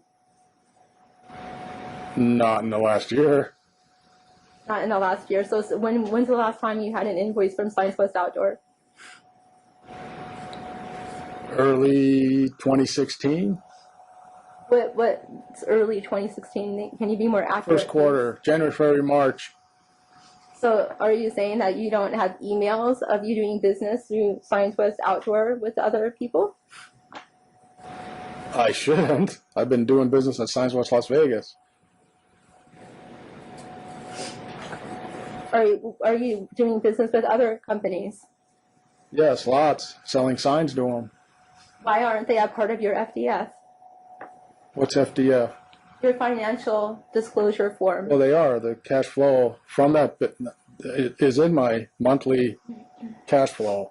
Why aren't the other businesses that you're doing invoices and making money off of a part of your FDF? There are no other businesses I'm making money off of, only Signs West Las Vegas. Do you work for High Impact Signs? As a commissioned salesperson. Do you get invoices and payments from them? I get a referral fee from them to Signs West Las Vegas. Do you get invoices and payments through those sign shops for jobs? Jobs they do that I sell for them. That's a difference between me doing the job myself at Signs West Las Vegas. Are there invoices marked in Signs West Outdoor's name from those companies and more? No. Not in the last year, yes, of course. And from 2000. What are the businesses that you are supposedly just working for that you haven't disclosed in your financial disclosure? I'm not a licensed sign contractor anymore. So if I sell a sign that requires a contractor's license and or a permit, I sell it as a salesperson for Vegas Signs, or high impact signs, depending on the sign. Usually electrical signs go to Vegas signs, and anything more complicated goes to high impact signs, and they pay me a commission, if you will. Are those the only companies you're working for? Over what time frame? What do you mean, what time frame? What other companies are you working for? That's it, presently. That's it. Question is vague. I want you to specifically name all of the companies that you were working for. What time frame? The time of, how about just for our separation? How about just that, and then we can talk about another time frame. I worked for Signs West Outdoor, LLC, the company you owned. I work presently for Signs West Las Vegas, the company my mother owns. I sell as a commissioned salesperson for Vegas signs and high impact signs. That is it. For our marriage, did you work for other companies? Well, I didn't work for them. Prior to Vegas signs, yes, and the electrical signs, I sold to Diamond Head Signs. After that, it was Patrick Signs. After that, it was All City Signs, and then Vegas Signs. Now, High Impact Signs. As a salesperson. Are you a part or affiliated with Big Printing Las Vegas with your brother? No, I have no ownership in that company. Not affiliated, do nothing for it. Oh, you don't have emails from Big Printing Las Vegas? I probably have, because he actually ran a couple credit cards for me when I couldn't take. You take. probably have, or you do have? Objection. Well, I don't know what email I used. I don't know what email I used, but Mark ran a couple credit cards when we didn't take credit cards anymore. So you're admitting on the stand that Mark runs the credit cards for you through his company? Yeah, a nominal amount. When someone wants to pay with a credit card. Are you admitting that Mark runs credit cards for you through his company? Yeah, once or twice, yes. But I got the money. He didn't. I don't understand have a lot the more question. than once or twice here. Okay. Solar West, what's Solar West? That was a solar company when 2009, when Signs West Inc. was forced into bankruptcy by the IRS, that I always wanted to start a solar company. Who's it, Jimmy Mays formed that company, and it never got off the ground. It's nothing. So you're not an officer or have anything to do with it? No. Not, I might have been listed on the initial articles of incorporation. If I were to look that up on a business entity network, your name wouldn't pop up? It may. I might have been listed as an initial incorporator or owner for all I know. He put it together. It never came to fruition. We never did anything with it. He moved back to Denver. What's Clearwater Management? That was a company that was set up, owned by the three brothers, of which I was one, and that's how we got paid. That was our management company to manage Signs West Inc. It was a way to minimize taxes. Signs West Inc. would pay Clearwater X dollars. Clearwater would then pay Mark, Michael, and myself X dollars as our pay.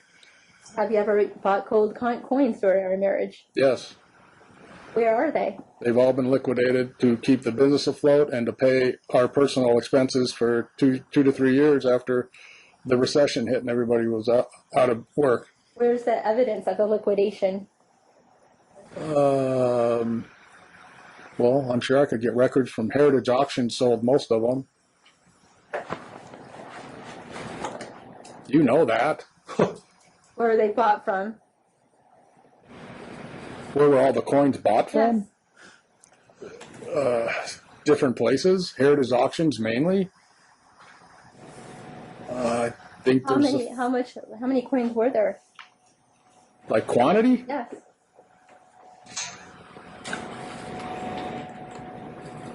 Maybe 80-ish. 80? 80 so there coins? so we didn't own a safe completely filled with them in the bottom of the floor of our closet, 2 foot by 3 foot. You're saying that didn't happen? Did we not did we have a safe in the bottom of a floor closet, 2 foot by 3 foot deep, completely filled with coins? We had a safe, but it was not 2 by 3 feet. How big was it? It was a cylinder approximately a foot deep and 8 inch in diameter.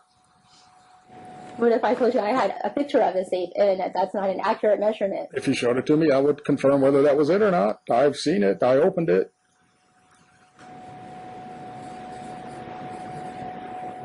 Well, obviously, I'm not allowed to show you any of my evidence. So, how much money did you get from these gold coins when you liquidated them? Somewhere between $300,000 and $400,000. And you're saying that there's no like paper trail of this? Yeah, there's plenty of paper trails. Where is that found? Where's the paper trail found? I might have some of the records at home, but I can always get them from Heritage Auctions. They sold most of the coins. About 200,000 of that went back into Signs West to keep us in business, and about 100,000 of that paid our personal expenses for 2 years. This is a community asset. This should have been disclosed in your financial disclosure. Why wasn't it? Objection. It's gone. Argumentative. It no longer exists. It's been liquidated and spent. Why wasn't the gold coins disclosed in your financial disclosure? Because I don't have them anymore. They're gone. They've been liquidated and sold. When did you liquidate them, sir? 2009 to 2011.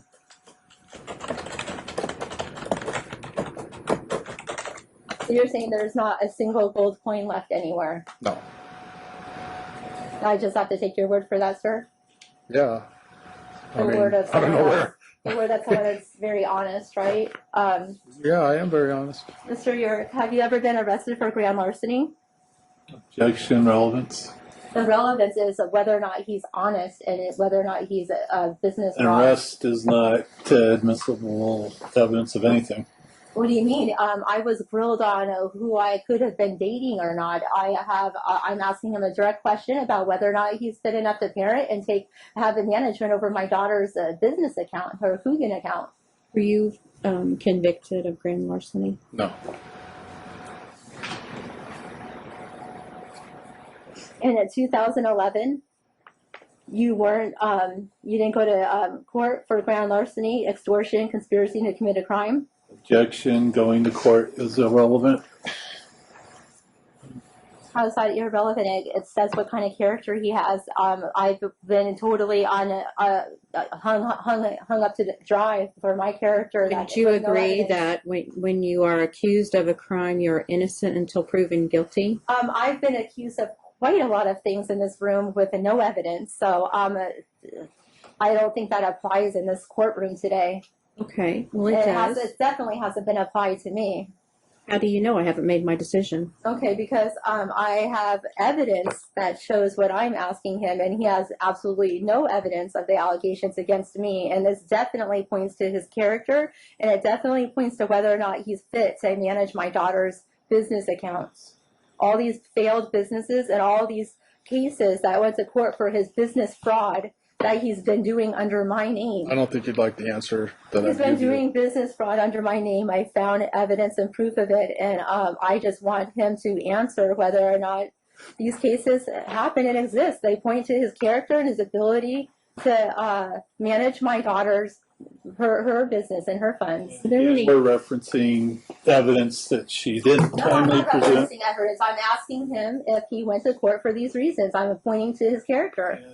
There's plenty of people from Project Innocence that could tell you going to court doesn't mean a thing because they get exonerated. I agree. I just want to know if there's an open case. Are there any open criminal cases pending? No. And you have no convictions? Do you have any criminal convictions? I settled 2 cases. I don't think I'm convicted of nothing. I mean, I plea bargained. Civil cases or criminal cases? Well, I think the one was criminal. I mean, it was considered grand larceny. Ms. Urich, I am talking to Mr. Urich. The grand larceny was a sign I did for a value over $10,000. I think that's why it's called grand larceny. But if you want to know the whole story, I'll tell you. But I want to know if you were convicted. No. I plea bargained. Any crimes? Okay, so what did you plead to? What was the ultimate? I plead to restitution. That if I paid them back, I would have nothing on my record. Okay. But the charge was grand larceny. You pled that. And you received a fine or restitution. Just restitution. And that was for a sign. Yes. Okay. And there are no other cases pending against you? civil or criminal? I have a no insurance ticket thanks to my soon-to-be ex-wife that canceled my car insurance without me knowing. Okay. But no other civil or criminal cases pending against you? Right. And when was the grand larceny case settled? There was two. It was just settled. I just signed a confession of judgment last week. Okay. There's actually 3 felony cases here. I found 3 felony cases on him. And again, Not Your one. Honor, she's referencing documents she's never provided. And The reason we I'm asking him explained, if he was convicted of a felony, and he's not being totally. I wasn't. I haven't Or if been. he had charges against him. And I answered you, I have not. Ms. York, you can show him the document and ask if that refreshes his recollection, but I cannot admit the document into evidence. may I say it before she does, Your Honor? Yes. Well, this one is the one we just addressed. I don't know if these, well, I don't know what this is. These are different people, not me. Oh, here, John, you're. Yeah, I don't know exactly how to read this. I don't know if this is all the same charge. The case numbers are right next to it on the No, left-hand but there's side. no way I've had that many case The numbers. case numbers are right on the left-hand column. Yeah, I know. Again, we have no idea I if don't this is know. even authentic. It hasn't been produced. And the question is, does it refresh would- his memory? That's I would correct. think It was that using for a the- refreshing of his recollection. Yes, this one So is the does one this we refresh your just recollection? addressed. The I 2011. think that the defendant, that the plaintiff would know when he was arrested for these. I wasn't crimes. arrested. You were not. Are you saying you were not arrested? You were not. Oh, this arrested? grand larceny. Okay, all right. Are you Yes, saying this you were was not arrested? all Mr. dismissed. Mr. York, are you saying you were not arrested for that?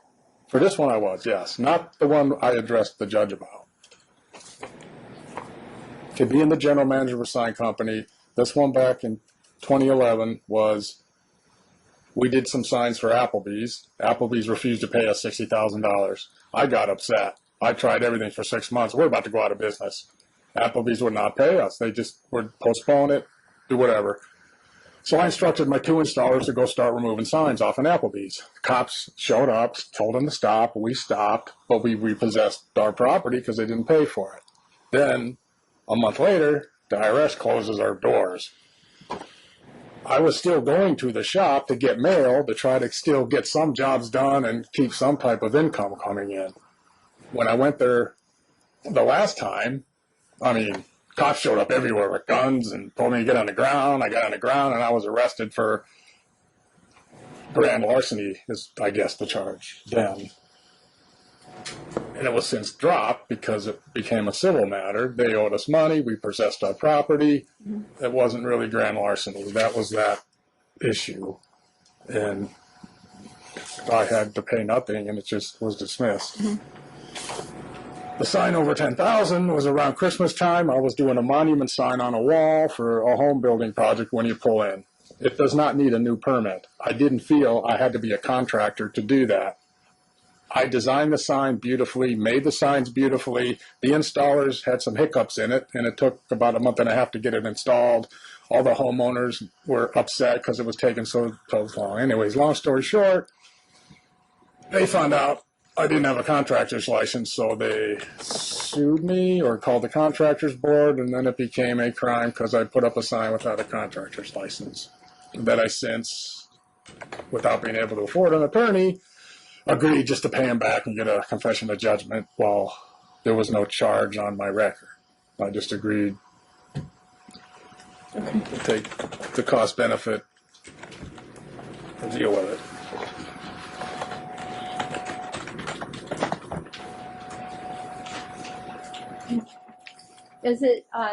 Is it true that various multiple people have brought you to the court for business fraud? No. No. No. Business fraud.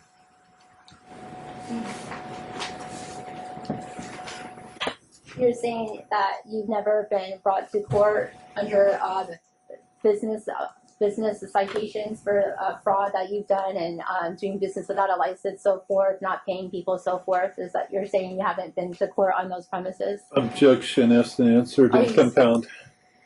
Sustained. Rephrase.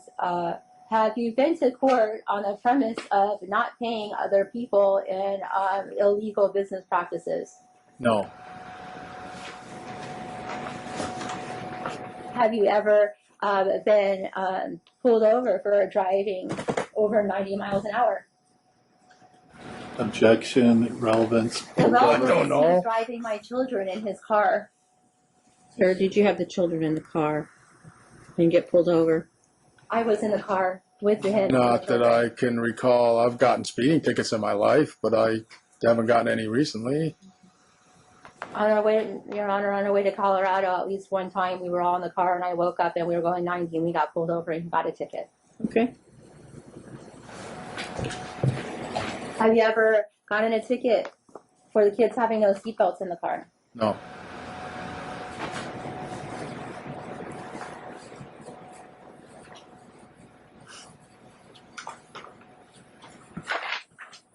Have you ever gotten a DUI? Time frame. In your life, have you ever gotten Yes. a DUI? 25 years ago. Have you ever been arrested for assault and battery? Objection is to arrest. His character. They're claiming I'm violent. They're claiming I do things. There's no evidence of this. They're just claiming. I actually have No. evidence that I'm not allowed to present to the court. An of arrest these is not things. relevant. I have evidence of his violent nature, unlike his accusations of my violent nature that he has no evidence of, because I have a clean criminal background check that I can provide the court. I have provided the court in other documents. Next question. Okay. So he's not to answer that. Arrests are not relevant. Convictions are relevant. Okay, I'm confused because there were allegations about me being violent at a party with no arrest or evidence of any kind whatsoever, and that was allowed to be admitted. But I actually have evidence of him being violent, and I'm not allowed to question him on that. Am I understanding it appropriately? No, Okay, can you explain it to me then? Because No. I'm confused. I'm not going to take time and explain the rules of evidence to you. Okay, because I'm confused because there was no evidence supporting these false allegations against me, and I do have evidence against him for the same exact thing, except for he actually did these things. So I'm really, I don't know where to go from there, except for I guess I'll just move on, because I feel like it's very biased. I've never been arrested for assault and battery. I've had a lot of allegations against my, saying that I'm volatile and violent, and I've never been that way in my life. Okay, I'll move forward. So I'll get away from all these convictions and arrests, and I'll move on to something else. I didn't say convictions weren't admissible. I said arrests Mr. are not relevant. Okay, So I got for you it. to say I'm going to get away from these convictions is a Okay. misstatement of what I just said. Okay, I understand. Mr. Urich, and when you did your sign businesses during the course of your career as a sign person, did you ever do any signs for judges, like for campaigns and stuff like that? Don't go there. What are you doing? It's a No. question. I mean, yes, of course, we did signs for judges all the time. So you know a lot of the judges that you've done signs for. No, I don't know a lot of judges.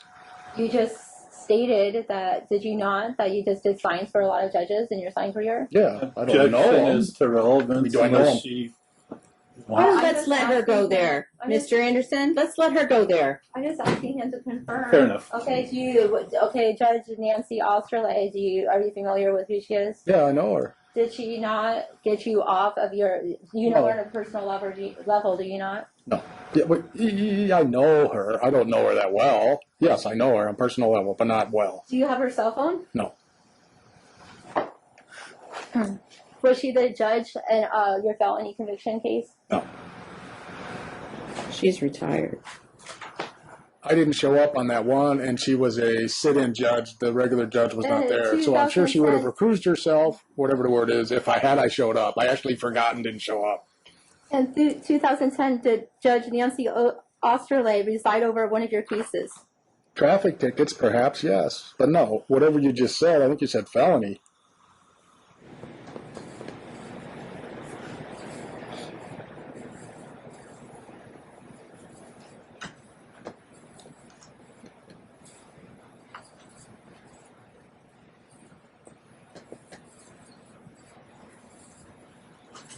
Have you ever forged my name on any documents ever?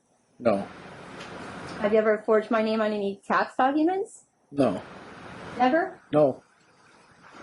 Have you ever forged my name on the business license that you got for SWO? No. Had you sign everything, showed it to you, explained to you what it was. We both know that's a lie. Have you ever acted as me to other companies as Design West Outdoor? Why would I act as you? Have you ever acted as me to the state of Nevada government officials pretending to be me and answering their emails as me? No.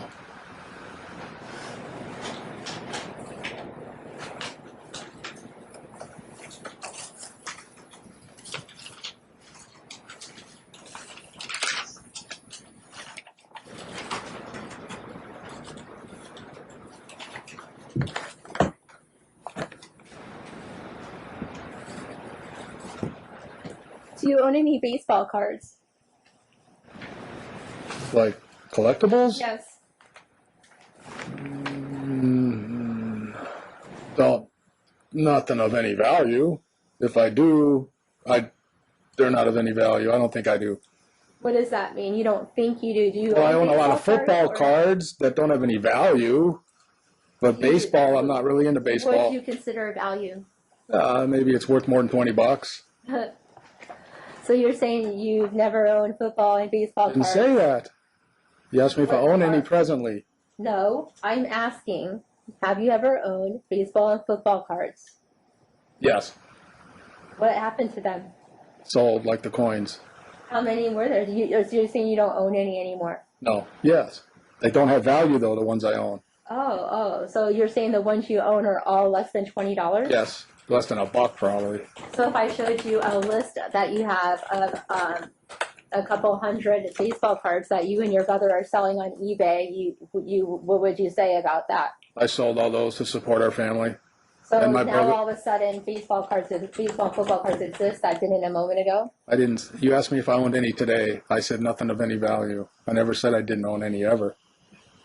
Well, how many of these cards did you sell that you used to own that you Approximately no longer 30. own anymore? Approximately 30, give or take. Where's the proof of this? Well, you Where's can the pull proof? up eBay records from I 2010 wish and I could, 11. but Discovery was closed. I can't do that.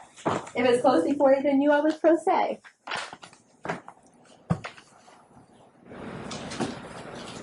It's all been liquidated to support our family. When was it liquidated, and by what company and what time period? My brother Michael was a very good at selling stuff on eBay at the time, so he agreed to sell them for us in 2010, 2011.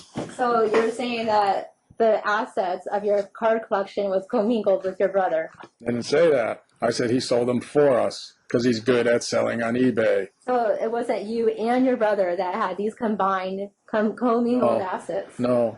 Any proceeds was given to me. I put it in your checking account, and we paid our bills. Oh, you put it in my checking account. Which one was that? Which Whatever checking account we had in 2010 and 2011. You put baseball card money into my checking account from 2011? Yeah, in 2010. Whatever account you had that we paid the bills from. Well, I actually have that account with me, and I don't see any baseball cards. Well, it's not going to Judge say saying that. again, It's she going to be keeps a referencing deposit. documents not produced. That's correct, Mr. Eric. You can't reference evidence that you didn't provide to the court as a proposed exhibit. You don't have any exhibits in evidence. So ask the question, and he'll answer the question. If I put an exhibit into a motion previous to today, does that count as exhibits? It's not in evidence. No. Because I thought that all those things that I had previously put in, I thought that they were in evidence. I was under that conception. No, it's an offer of proof. It's not evidence. Because I filed all of these things. So I was just I was confused of the process, I guess. Okay.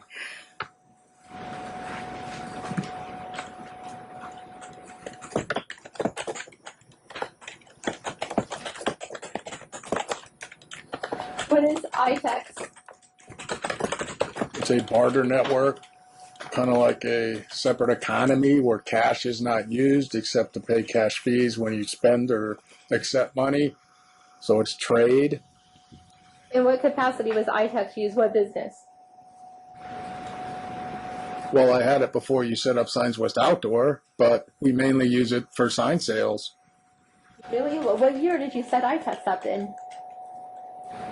I would guess 2008 or 9, rough. Well, if I told you that you set it up under Signs West Outdoor, would you refute that? I don't know. I If I can't told you recall. what year you set it up in Signs West Outdoor, would you refute it? If I told you set it up after 2010 under Signs West Outdoor, would you say that? I would say I don't know for sure. Okay, I don't know. It was set up then. Well, if you say so. I'm going to object to the testimony through Okay. examination. Sustained. You sorry, can't I'm not an testify. You're attorney. asking questions. I don't know. It's just ITAX. What's the big deal? Okay, so you're saying that Signs West Outdoor was in my name, correct? Yes. LLC. And, the IMS bartering network is under Signs West Outdoor, correct? I'm sorry. Signs West Inc. is in your name. Signs West LLC is indirectly in my folks' name. But what's your question? I have an exhibit showing my business entity license. My question is, are you refuting Signs West that the ITEX is under the business Signs West Outdoor, which is in my name? Yes, Signs West Outdoor transactions were used to fund that iTex barter account. It's about at zero anyway, so it's mute. Which was in my name, was it not? No, it's not in your name. It's in my name. Was Signs West Outdoor in my name? Yes, that was the Inc. ITEX is. account under Signs West Outdoor? No, it was in my name. Was it in your name under what company? I don't know. It might have just said Signs West. It might have said Signs West Outdoor. I can't recall. It was Signs West Outdoor. Would you refute? Well, here we have an exhibit. That? You have an exhibit. You Refute can that refer if I to. said that it was under Signs West Outdoor, and you're still doing business. Well, yeah. I mean, maybe. That you're still using trade with it. Signs West Outdoor. As a matter of fact. Yes, I know. Okay. It's in my name. Are you paying your lawyer through ITEX? Yes. Do you think that would be a conflict of interest? No. Why would it be? Do you think that paying your lawyer with funds through our community asset, you don't think that is a conflict of interest? No. With who? With me, it's my You were community offered asset. $5,000 in iTax. You didn't use it. You spent it on your body. Is it not true that you have ultimate control over the iTex account? No. You spent money on Is it not it. true that you wrote an email to David Heller telling him that not to let your wife have any access of the iTex account? No. He actually offered to split it with you. Email? He actually offered to split it with You you. never wrote an email to David Heller telling him not to have me have anything to do with the iTex account? Objection asked and answered. I don't think so. Have you ever written an email to David Heller, the representative from ITEX, telling him to have your wife have no access? Objection asked and answered for the third time. Sustained. He hasn't actually answered that question. He did, but you were talking. And he said no. What's IMS? That's another barter network Why isn't that listed on your financial disclosure? because it's basically closed. I owe it cash fees and there's a zero balance. Don't really use it much anymore. What if I told you that I have multiple emails saying that there's a huge balance on there? I would be shocked because I know there isn't. Emails proving. So when was it supposedly closed? It's been in the negative for probably 2-3 months. Is it that business under Signs West Out? Is that? I don't know. I think it's in my name. I don't know. It's out of. We don't use it. Your Honor, So it's mute to me. When he's not sure of things, can I show evidence to reflect his memory then? Refresh his memory? Is that what you said? Refresh his memory? You do this in an orderly fashion, ma'am. But you're all over the place. What do you mean? I'm going one thing at a time chronologically. Well, you're talking over him, and you're asking another question before he answers the first question. You didn't even hear him answer no because you were talking over him, and you asked the correct question 3 times, and I heard him say no. So if you will slow down and go in an orderly fashion and ask him a question, if you have a document that refreshes his recollection, I will say whether or not you can show it to him. And again, nothing is offered into evidence just because it refreshes his recollection. Okay. So go in an orderly fashion, please. Is it true that you left IMS Battery Network off of your financial disclosure form? Yeah, it's a zero asset. Didn't see the need to list it. Is it true that Bartering Network is also under the business name Science West Outdoor? I don't know what name it's under. To tell you the truth, I don't know. Is it? I'm trying to see if I did list it. Maybe I did. I'm sorry. I thought you were done. I'm trying to see if I did list it here. But it's mute. It has no value. It's zero. It's negative, actually. I owe them money. Did I can't show my evidence? Do you remember filling out your financial disclosure form and putting that you left Science West Outdoor Inc. on 1/31/16 due to the company going out of business? Yeah, you closed the checking account. Okay. It went out of So you're business. saying you have not, according to this, you're saying you have not worked for Science West Outdoor after 1/31/16. Is that true? Give or take. I don't know the exact date, You but signed roughly your that name time on frame. this Yes. financial disclosure Yes, form. yes, Would you like me yes, to show it yes. to you? You must have closed the account. Would you like me to show you your name? You signed your name saying that you No, were that's terminated. fine. Actually, If you say I put that on there, then you that's put, true. You put date of termination 1/31/16, and you put the reason was that the company went out of business, Yeah, because you and must. that you were Yes. employed by the company, not that you were Yes. an owner. So would you describe yourself as an owner or an employee of that business? An employee. An employee? Okay, so other sign companies and other people know you as an employee or the owner? Objection calls for speculation. Sustained. They know me as a manager. So are you saying that I was the owner of Science West Outdoor Inc.? Yes. Did I ever get a paycheck from Science West Outdoor Oh, Inc.? sure. Really, how much did I make? Well, all the money went into your personal checking account. I'm really confused. How much money did I make off of my Science West Outdoor Inc. that I had no access to the financial accounts of? You were the signer on the checking account that the money went into from the business to pay our bills. I've never had access to those accounts, which you know, so I'm asking you now, how much money did I make? Roughly Did I $5,000 get to a paycheck? $8,000 a month. Did I get a paycheck? I'm asking you. No, you Did you get a not. paycheck? No, I would have got a 1099. Well, you're claiming that you made a paycheck on your FDF as the manager of that company. No, Signs West Las Would you like me to Vegas. show you? Where you claim that you're making a paycheck as the manager of that company? I don't think I used the term paycheck. What term did you use? I don't know. Income. So you're reporting income from that company. Whatever but the form stated. So me as the owner made no income, but you as the manager made It's income. community Is that property. correct? You made what I made. I made what you made. It was your checking account that paid the bills. You paid the Because bills. I don't see anything in there. I don't see a single check written to me or any funds. Oh, because we allocated to transferred me. it online. We didn't write checks. Oh, We transferred it So online. how many bank accounts do you have? 0. You have 0 bank accounts. Yes. What if I told you I found 24 different bank account numbers in that Signs West email? What if I told you I looked up every account you have, looked at your purchases, wrote down your bank account numbers, and listed them? Objection assumes facts Would you and refute evidence. that you have 24 bank Yes, account numbers? that would be Fantasy Island. Because I don't.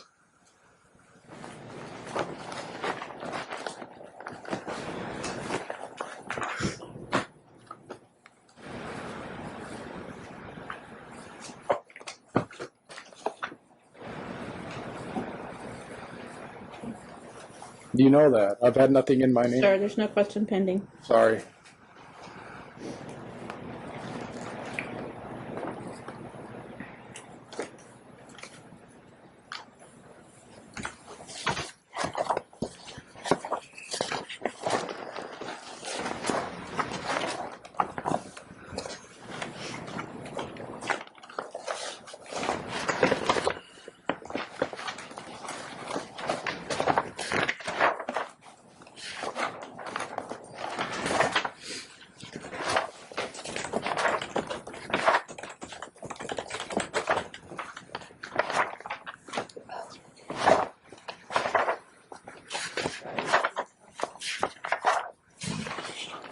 Okay.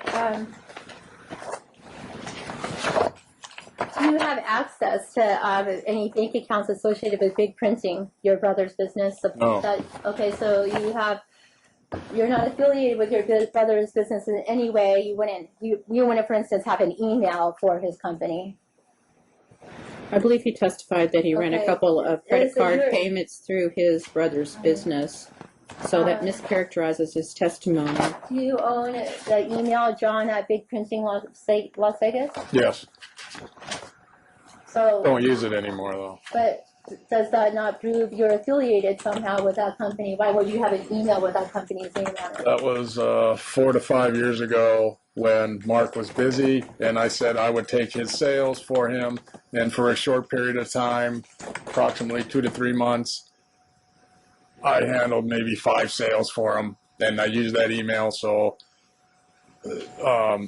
I was a representative of his company, if you will. If I told you I had some emails just from last month of you getting signed businesses from Big Print Las Vegas under that email, would you refuse that? Objection. Again, it seems When that your attorney objects, stop talking. When his attorney objects, stop asking the question. Okay. objection. It seems facts not in evidence. Sustained. But can I rephrase? As long as you stop referring to documents that you have not given to me as proposed exhibits and evidence in this case.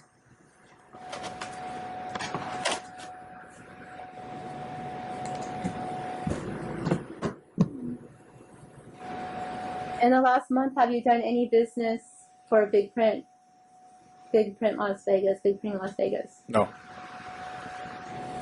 Do you have any access to the bank account associated with Big Printing Las Vegas? 0.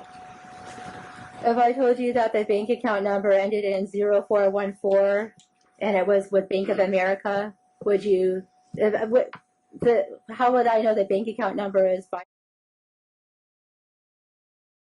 Objection calls for speculation. I'm glad to answer it. Stop. Okay. When your attorney objects, stop.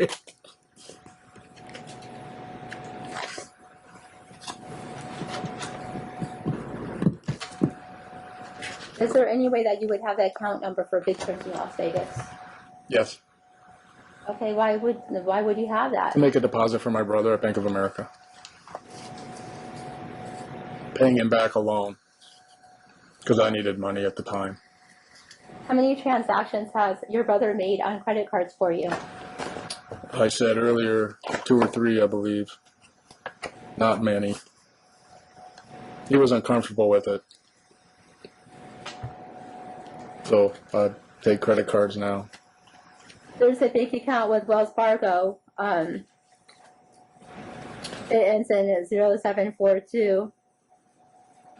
It's on. I found it on a piece of paper of your notes. It has your name on it. Do you still own that bank account? Objection. Again, we're referencing records she hasn't produced. Okay. Just asking him if he owns that bank account, not asking him about a record. Yes, Ms. Urich, you did. You just referred again to another document. You can insinuate all you want to, that you have all this evidence and that you have all these records, and your insinuations are not persuasive, nor are they proper. So, once again, $500 sanction for being in direct contempt for mentioning a document that is not before me in evidence. So, stop making references that you have mountains of evidence because it is not persuasive. You could be lying to me. I have no idea because I don't have these proposed exhibits. So, move on. With respect, Your Honor? No. Move on. Next question. Next question. $1,500 in sanctions. You will stop eventually referring to this mountain of evidence that you have not presented to me. So, no, stop. Okay. Stop. Ask the next question. Another question? Like that, moving forward? I told you to move forward. I would Okay. love it if you would move forward. I just want to make sure that I do things the way you want. How would I form a question for financial things without referring to a document? How would I form the question to ask him about financial things that he hasn't disclosed? How would I do that the way you want? Don't refer to the document. I was trying to like ask him about bank accounts he has that he hasn't disclosed, but I tried not to refer to the document. I just wondering how would I ask him that without referring to the document, so that. Well, I'll tell you what. Don't ask any more questions about that because he said he didn't have any bank accounts. So go to a new subject.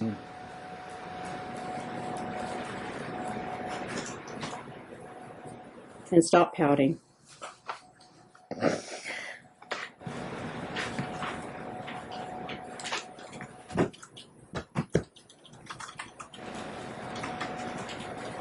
Why wasn't Jordan's Coogan account a part of your FDF?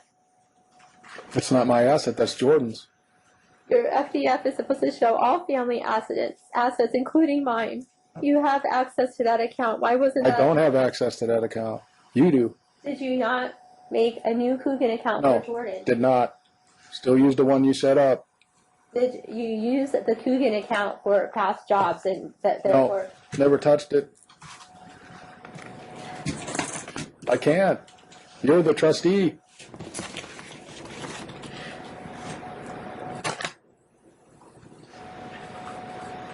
There's no. Sir, there's no question pending. All right. You question, answered sir. the question.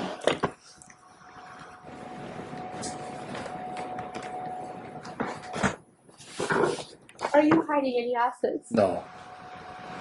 Are you hiding any bank accounts? No. I wish.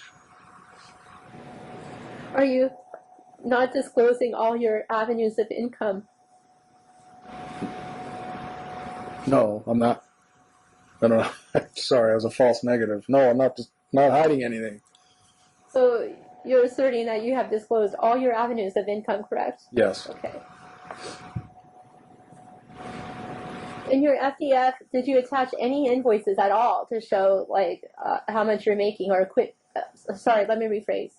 In your FDF, did you attach any QuickBook accounting? No. Actually, let's go backward a little bit. You own a business, correct? No, I don't know. We own businesses, correct? No, I never owned anything. Okay.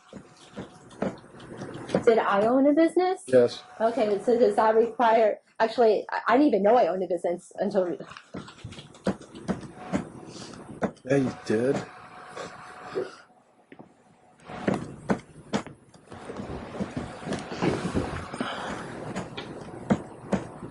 Are you aware that you were supposed to fill out a detailed FDF, not a general FDF? Objection assumes facts. No, it's calls for legal conclusion. He's not a business owner, so I don't. Sustained. In the NRCP 16.2, it says if you or your spouse owns a business, you're to file a detailed FDF. Does it not?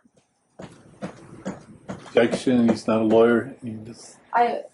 Your Honor, and he has a lawyer sitting right there representing himself. So as a lawyer should know that NRCP 16.2 mandates actually, that if your spouse own a business, you're required to fill out a detailed FDF. And I'm asking him why he hasn't done that. At which point in time? He has never done that. After the business was closed? He has not done that at all, period.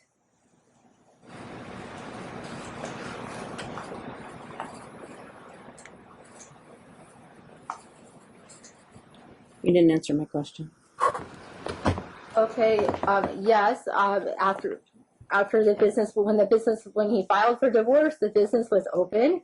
The business has actually not been closed. The business is still operating under his, that's why he wants that email back so bad, because he's using it as one of his many ways to make money. I don't know anything about an email, so that's $2,000 because again, you're referencing something that I don't know anything about. And you're interrupting me, so that's $2,500. Now, you also did not file a detailed financial disclosure form. So if I were you, I would move on and ask him a different question. Your Honor, I just recently read all the rules and wrote it all out. And in my motion, actually in my oral motion that I filed with the court, I did include that. I answered every single question on that. You understand that your motion is not pending before this court. that today is the day set for trial, and I gave you 2 continuances to get ready for trial.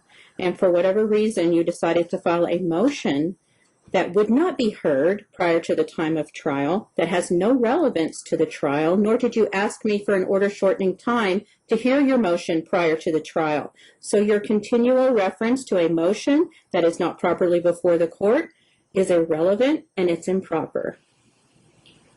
May I inquire, Your Honor, just so I don't forget later, is that motion date vacated, given that we're in trial now? Yes.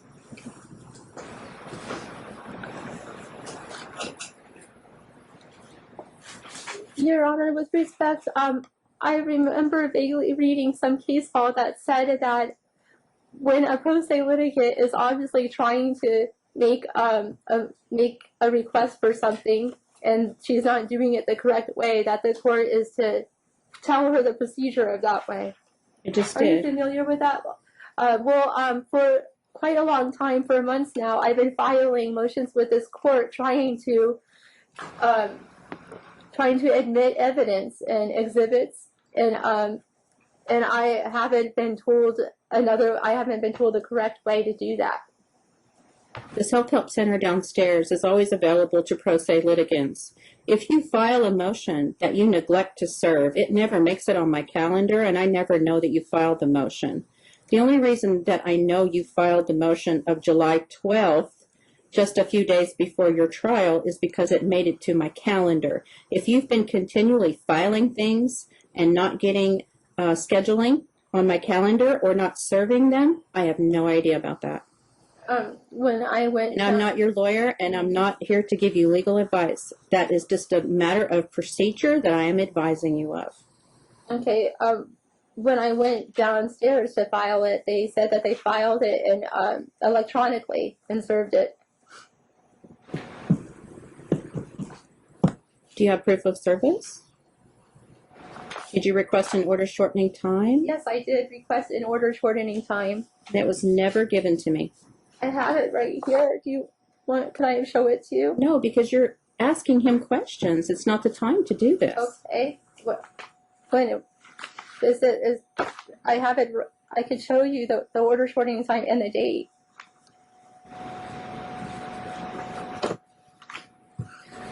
This is very hard. I had to research a lot. I had to figure all this out on my own while working and while trying to pay for everything.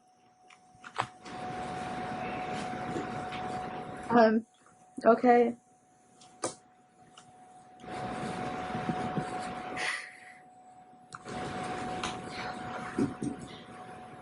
Trying to think of where I left off. Not hiding any assets. Okay, Sir, there's thank no you. question pending.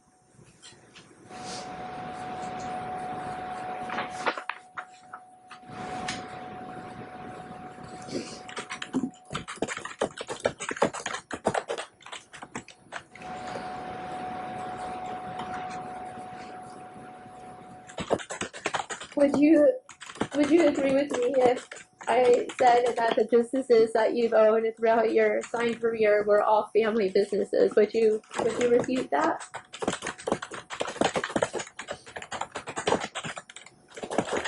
No, they Okay, were well, all owned by family members. So, in other words, every business that you've owned, every member of your family has been a part of it. Have they not? Again, I've never owned any business other than Clearwater. My parents owned most of every business through their trust, through the limited partnership. So you're telling me that you're not listed as an owner for Science West Inc.? Correct. You're telling me you're not listed as an owner for Desert Movers? Correct. You're telling me you're not listed as an owner for Mountain Greyhound? Correct. You're telling me you're not listed as an owner for Clearwater Management? No, that one I believe I am, but I'm not positive, but I think I am. All those businesses are closed, defunct, revoked. Are you listed as an owner for Uric Industries? No. Are you listed as an officer for Uric Industries? Possibly. Is Uric Industries the name of the title on the deed of your parents' house? No, Uric Family Trust, I believe is. Are you an officer or a member or affiliated with Uric Family Trust? I might be a beneficiary, but I'm not a trustee.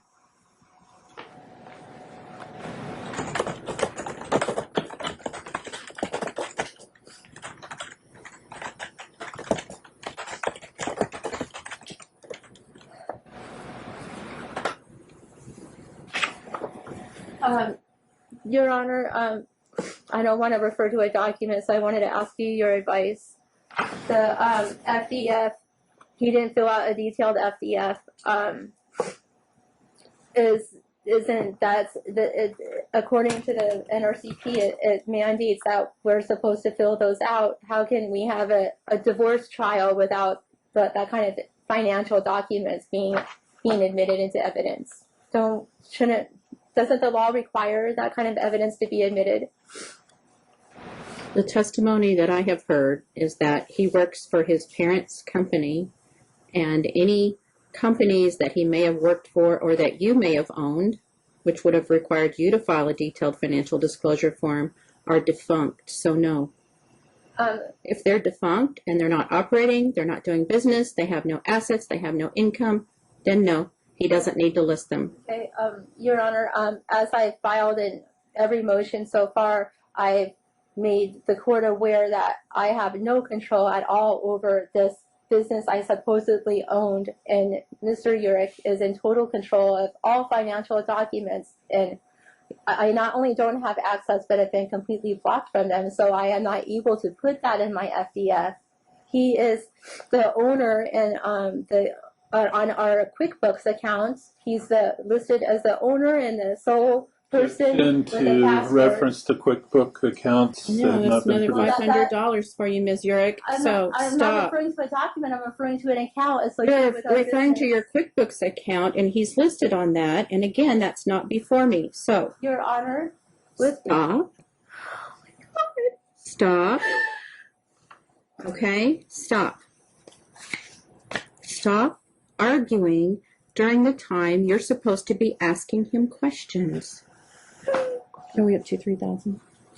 I was going to ask you, because I didn't hear you say that. I know you up to 15, then that one, did you say 1,000? No, she's up to 3,000 now. Contempt. Okay, how much is this one here? They're all 500. All 500? I didn't refer to a document that time.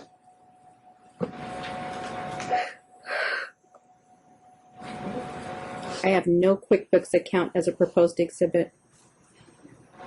Okay, I won't refer to a document. Can I ask if he's the owner of the QuickBooks account? Can I? QuickBooks is a software program. It was, I have QuickBooks. it was all for I financial. don't own a it was business. all for You don't financial- have to own a business to have a QuickBooks. It's a software program that you use to keep track of your money. It was all of our financials for the company. No, move on with your questions, or I'm going to terminate your questioning because you're arguing and you're arguing your case and you're arguing with me. You either ask him a question or you're done. With respect, Your Honor, aren't I supposed to argue my case? Not now. You're asking him questions. Okay. He's the only one that can answer these questions. I'm really But don't argue with him and don't argue with me. Ask him the question, you're stuck with his answer. okay.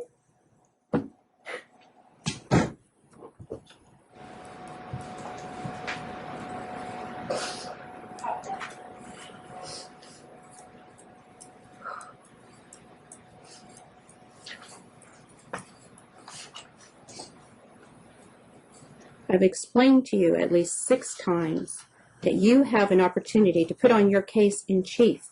This is your opportunity to cross-examine him.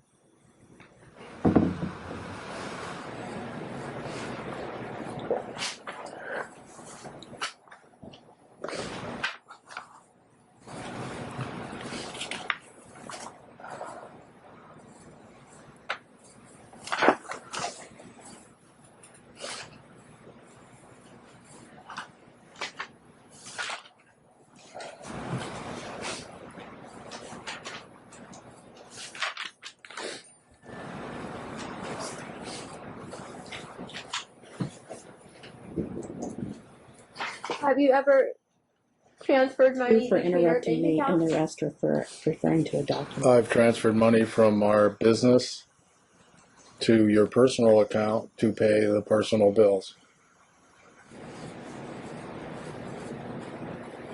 at the same bank, Wells Fargo. How many bank accounts have we had at one time? Well, as far as I can recall, you had a personal checking and we had a business checking. I don't recall any additional accounts.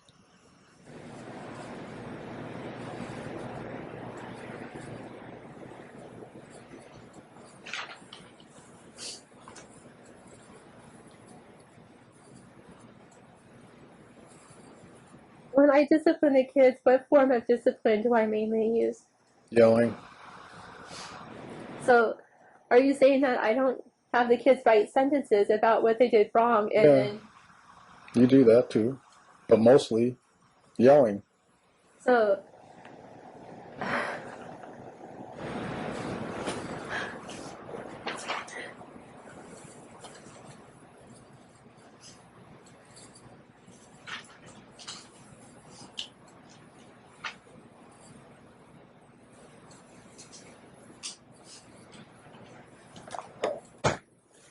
we're talking about how I homeschool Jordan, right? So, am I qualified to homeschool Jordan? I don't believe so. Have I been a tutor? You've known me to be a tutor for other people throughout our marriage and my life. You worked as a tutor for a couple months, once a week, while we were married. You told me you were a tutor. I don't know if that's true. The way you treat Jordan is not a conducive environment to teach anyone anything. They're terrified. Do you own any stocks or bonds? No.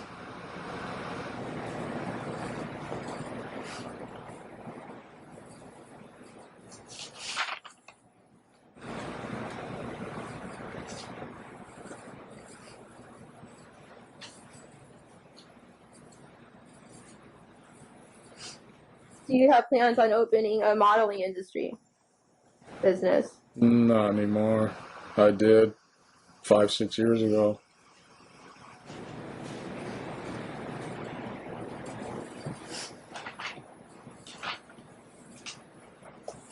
Has any of the businesses been evaluated properly?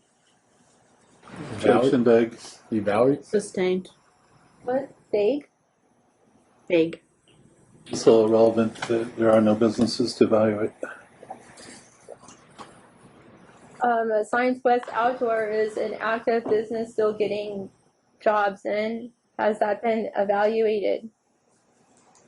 You closed it. It's out of business. It's not a...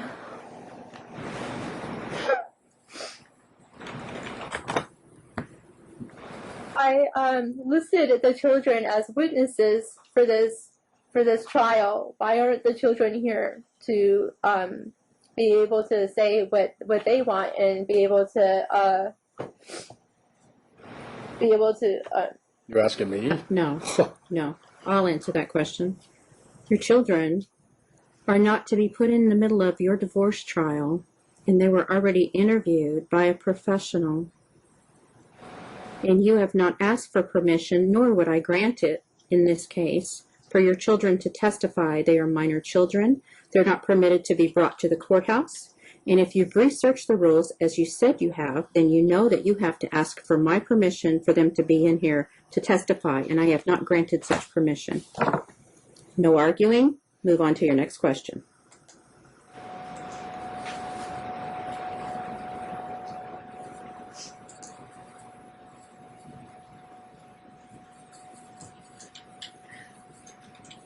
Do you have any proof that I've stolen anything from you ever? Yes. What is the proof? I've got a video of you admitting that you stole it. My full-length coat.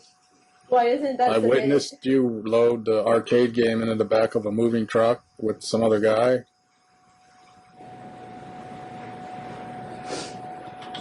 Is it not true that you and I decided to divorce amicably and that we would discuss the details after my surgery?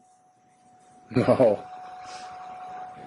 I don't know what you mean by amicably. Is it not true that we went to have a luncheon to discuss the details of our amicable divorce, but you had already actually filed on that day at Kobe let me refresh your memory. It was at Kobe Sushi Bar. I was trying to serve you with divorce papers at Why Kobe's. didn't you serve me then? Because I can't. I'm a related party has to be independent, and nobody at Kobe would do it for So me. you're saying that we had that luncheon. So we had that luncheon under the guise that we were going to talk about our amicable divorce, but really you wanted to serve me papers. Is that what you're saying? Correct. So, in other words, you blindsided me with divorce papers, correct? You wanted a divorce. I was just starting the process. I needed to serve you. In 2011, did I ask you for a divorce?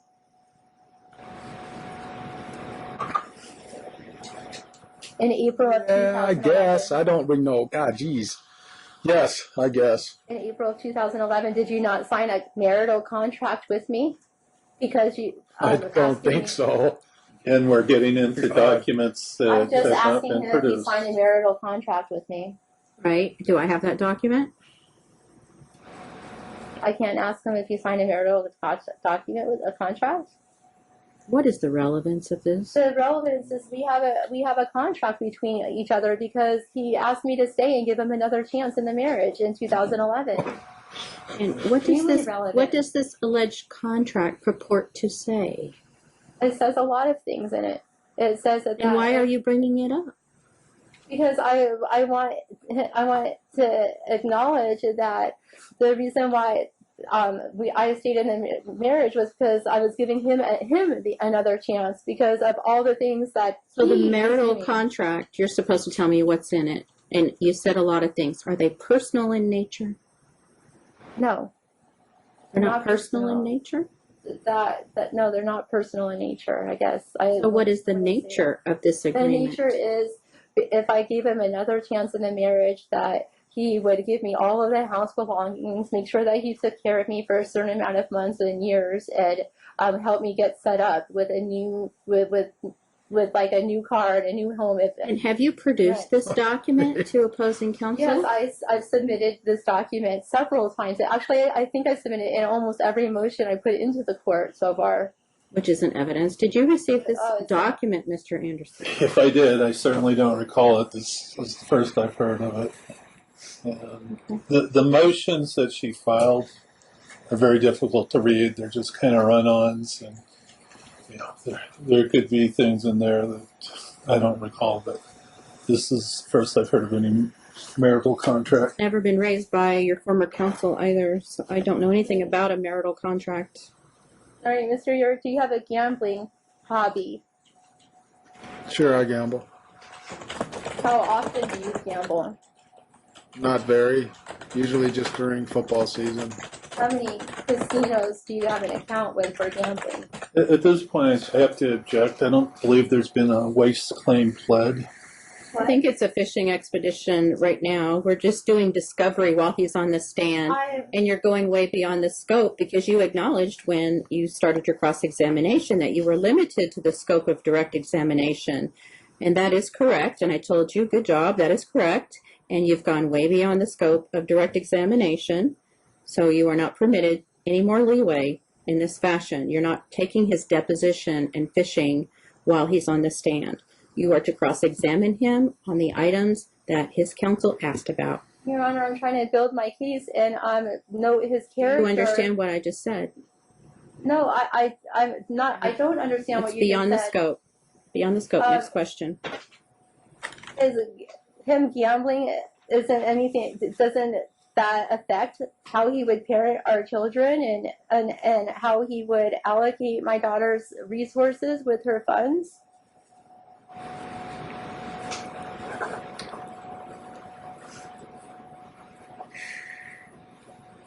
Next question.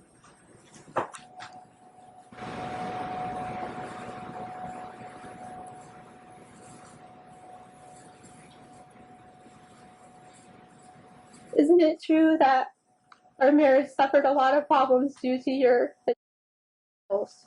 No, it's not true. Is it not true that your divorce affected our sex life? Yeah. So wouldn't you say that that affected our marriage somehow? No. Is it true that you went to new mail because of that problem? Objection, relevance. And it's beyond the scope. Sustained. Would you say you have any pills? I have a prescription for them. I don't know if I'm addicted to them, but I need them. Would you say you have an No, How many pills do you take a day? 3 to 4. Do you ever do you watch any porn at all? Objection. It's not relevant. It was a problem in our marriage, and it's also It's not relevant. I'm also It's not concerned. relevant. I'm just really confused because a lot of things have been thrown at my character that were not only not relevant but alleged and with no proof. And these things that I'm asking about his character are extremely relevant to our marriage, why we're divorcing our children. And I know Your sex life is not relevant to his parenting skills. You being volatile and yelling at your kids, slapping your daughter, pushing people, more than one person, that is all relevant, and that is testimony that I have heard. I haven't Now, done any of those things, so that's fine. You can testify that you didn't do them and everybody's a liar. You can do that. You can testify to that. But I find no relevance to his sex life. Nor do I find any relevance to your sex life. Ask your next Your question. Honor, my sex life was brought up, I don't find it relevant. but when my sex life was brought up, you didn't say that. I'm saying it now. I don't find it relevant. If you're introducing your children to somebody on the spur of the moment and you don't really know this person, I find that to be poor judgment in parenting, but I don't care who you sleep with. You're incompatible in marriage. You're here to get a divorce. So ask the next question. You were talking about me using drugs throughout our marriage, right? Sure. You said that the years could have been in 2008. Do you remember saying that? Sure, yes. In 2008, wasn't that the year Luke was born? No, Luke was born in 2004. Oh, wait. Hold on. In 2008, Johnny was 1. 7. Johnny 7.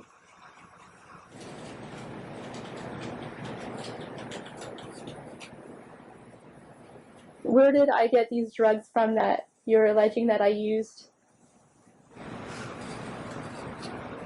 You had a few friends that would get it for you, as far as I know. When I was married to you, I only had 2 friends throughout the whole marriage. You're not testifying. You're asking him questions. How You many- asked him if he knew, and he said you had some friends that you could have gotten them from. He doesn't know that Would for you say I certain. had a lot of friends while we were married? No. Would you say you would know all who my friends were? No, I wouldn't say that. I have no idea what you were doing now that I While look we were back. married, you didn't know who all my friends were? That's what No. you're saying? I have no idea. While we were married, did you not know where I was at all times? No, I did not. While we were married, did you not GPS me? Objection. We're getting beyond the scope. Sustained.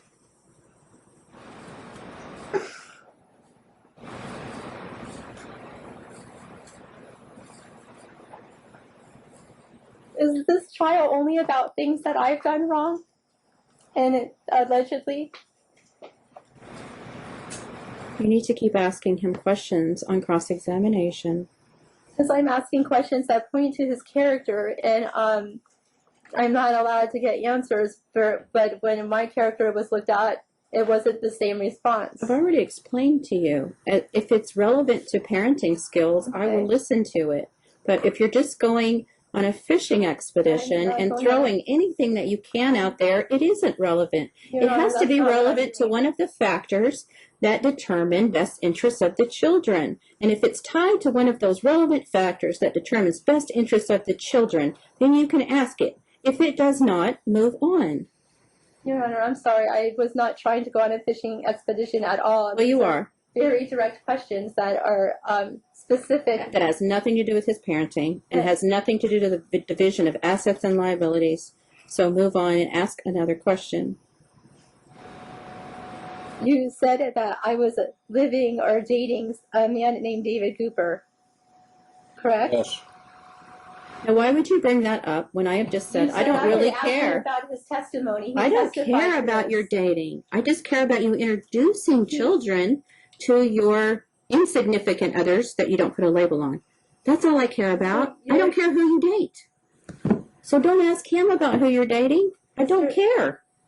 Mr. Urick implied that I brought my daughter around in named David Cooper. And So why don't you ask him about that's that? what I am asking him about, Your Honor. And ask that question. Your Honor, that's the question I just asked him. No, you asked him about you dating somebody. No, I didn't, Your Honor.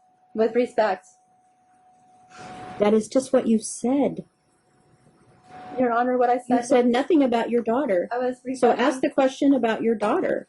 I was refreshing his memory about. He doesn't need to David refresh Cooper. his memory. Ask him about having your daughter around somebody that you're just insignificantly dating or not dating. But it's about your daughter. It's about your children. It's not about who you're dating. Mr. Urick, did you say I brought my daughter around a man named David Cooper who was a. Yes, you did. Mr. Urick, why would you think I did something like that? Because you told me you did. Because Jordan told me she was over there because it was on Facebook. You were going to live there. So you're saying that I told you that I was bringing Jordan around a. Yes, you didn't say anything, or you said you're going over to the Coopers. You had a parking sticker on your car for Lake Las Vegas for being able to get in the gate. And how do you know the Coopers are? Because I met them. Because they wanted her and I to party with them in that way. In a sexual way? Yes. Numerous? I'm sorry? Multiple Yes. people. And then I researched him online, and he came from out of state. He got kicked out of that state for trying to open up a sports club. He came to Vegas and has tried to open up a sports club, which he effectively did. And I think they shut it down, and then he's trying to open another one, and I haven't followed him in the last 2 years. All right, Mr. I was concerned where my daughter was spending her time and nights because she told me it's none of my business where my daughter's at. Okay. Mr. Urick, when did that happen? January 2016. No, on what day did it happen that Mr. Cooper allegedly wanted to have an affair? You told me they're swingers and they want us to join them, and we should do that. Oh, I did. When did that happen? On Prairie Dove, upstairs in the master bedroom, 2 times. Approximately. Like when, at what period of time did this happen at? I would say third quarter 2015. What does that mean, third quarter? In 2015? July, August, and September of 2015 at Prairie Dove House. 2015? 16? Yes. 2015. Okay. Is when they wanted to engage in sex with you guys. Well, she was alone with them at the Riviera without me there. And she came home late that night. I couldn't reach her. But the next day or 2, she told me about them. And she wanted to do that type of activity with them. But they weren't very attractive to me. I'm open to anything, but that wasn't people that I would want to hang out with. Next question. Are you asserting that I left on Christmas Day of 2015? Yes, you did. Yes. So, how did that happen? The kids open presents and I just leave? Christmas evening. What are the details of that event? Christmas evening, approximately 6 p.m. We were playing a board game. You did not like Mikey's girlfriend. You were pretty drunk. You could have been on drugs for all I know. You were at that stage I could sense you were about to blow up. I tried to get you to calm down. You started yelling at me. I went outside to cool off.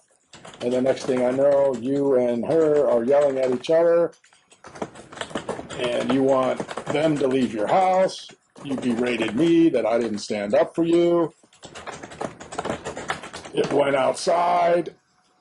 I think you left for like a minute or 2 and then came back. Luke was upstairs crying and locked himself in the bedroom because he witnessed all this. I told you that. You didn't care. Your friend Lisa was there trying to calm you down. Nobody could calm you down, and you eventually left for 3 days and no one could reach you. I assume you went to David Cooper's, but I could be wrong. I left for 3 days. Yep.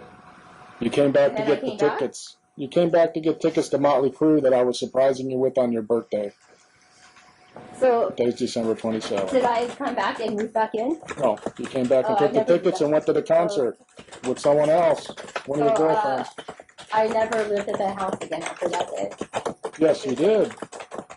You stayed till maybe. Saying I left Christmas Day and abandoned the family. I've never been back. Is that I didn't correct? say never been back. I said you abandoned the Well, family. abandoned the family means that I left that day and didn't come back and abandoned the family. You did, Christmas evening. Well, For if 3 days. if I supposedly came back, that's not abandoning the family, is it? Is it? Yeah, I didn't say Okay. you didn't come back.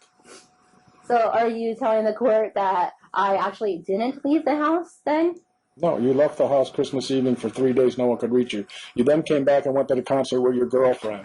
Then you came back and we tried to reconcile, which was stupid, but we were trying for a week and a half to 2 weeks because we took Jordan to L.A. to try to figure out whether to move there, get her in a dance school, and then we met with a dance school that we really wanted to put her in, but then you kept just going out, disappearing, and eventually took Jordan and just went to LA about mid to late January, and then that was it. Have you ever abandoned the family? No. You never moved all your stuff out of the office and your wardrobe and completely left and went to your brother's house? Yeah. I thought you just said no. That's not abandoning the family. That's sleeping at my brother's and working there. Did you, well, when I abandoned the family on Christmas Day, did I take all my things with me?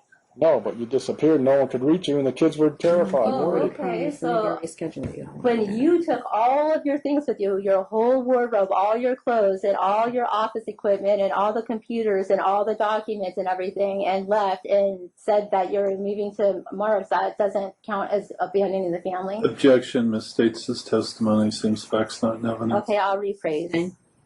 Somehow I abandoned the family over an argument. But when you actually moved your things out of the house, that's not moving out. No, you knew where I was. Anybody could reach me. My cell phone was operating. Okay. I was at my brother's. Have you ever kissed me in a relationship? No. Have you ever physically hurt me or touched me or pushed me or hit me? No. Defending girls, I might have put my hands up, but I've never hit you. Have you ever in my life before? No. Have you ever made me think that you were going to kill me in the car? No. So you never wrote your description of the car incident, of one of the 3 car incidents. You never wrote down your description of what happened. You never did that. Objection. Again, we're getting into references to documents that haven't been produced. Wrote down. Sounds like a document to me. Your objection is sustained. Have you ever been in the car with me and got out of the driver's seat while the car was still going and left me in the car? No. I have stopped the car and got out because you would not be quiet. And I just needed peace and quiet for 5 minutes. Did I ever try to get a job outside of the business during our marriage? Yes. What did you think of that when I tried to get jobs outside of the business? I thought you were leaving me, and this was a guy that you thought had money that I knew didn't, that this guy was a snake, and you didn't care, and you wanted to go work for him anyways, and I was trying to protect you. But now looking back, I can see that was stupid of me, that you were trying to reel him in and leave me because you thought he had money when he's just a lying snake. So who is he? He is a fake producer. What's his name? I actually forgot. I'm sure you know, but are we talking about when Norman Mays? Yeah, Norman Mays. The producer of Jordan's first TV show. Everybody warned you about him? When he offered me a job and you told me that you would divorce me if I took the job? I don't recall if I said that. Does that refresh your memory? That might have been when we were on the verge of divorce anyways. Okay, isn't that what the catalyst of everything was? No, the catalyst was you left.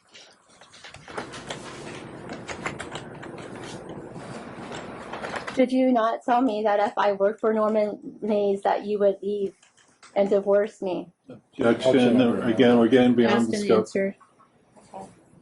When I worked for Norman when I worked for Norman Mays against your permission, the first day that I worked there, did you not, while the kids were home, completely clean all your stuff out of the house, all your clothes, and all the computer and office documents? Did you not move all those things out while I was at work?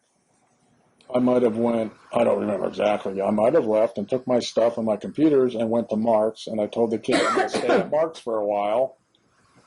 Your mom and I are having some problems. Did you do that or did you not do that? Yeah, I don't know if it was the day you went to work for Norman May or not, but I did do that.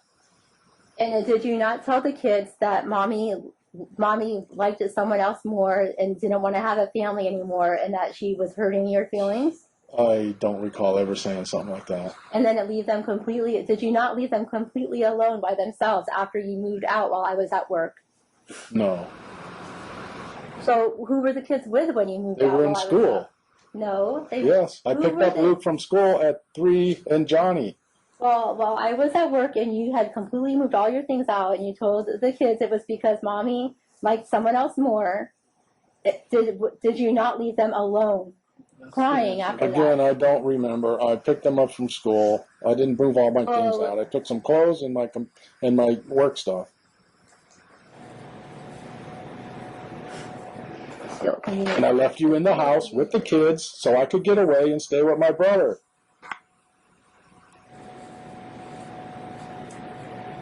Have you ever pushed me while I was pregnant? No, God, no. Really?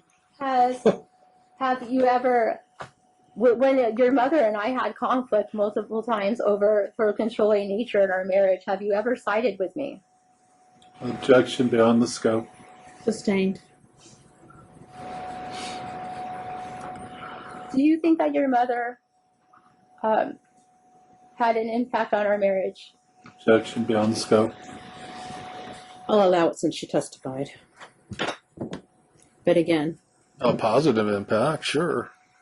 Do you think She helped you quite a bit. Do you think your mother overstepped her bounds at any point in time with concerning how I'm raising the children? I don't think so.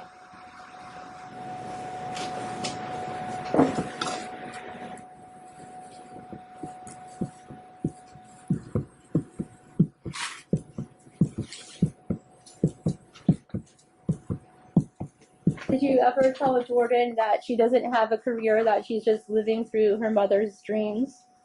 Objection relevance. Beyond scope. How is that not relevant? tell me why you're asking the question. I'm asking that because I want on record the way he talks to his daughter. Sir, have you ever said that to your daughter? Not in those words. I told my daughter that her career is because of her hard work, not her mom's, because she kept telling me, my whole career is because of mommy. And I go, Jordan, your career is not because of mom, it's because of your hard work, going to dance classes every day, going to acting classes, going on auditions. You're the one doing the work, not your mom. So I'm just confirming everything from before. It doesn't count today, right? Like any exhibits does not count today, correct, right? I have no idea what you're talking about. I just went through that question for you. Okay. You need to ask your next question. Exhibits I've entered before today don't count.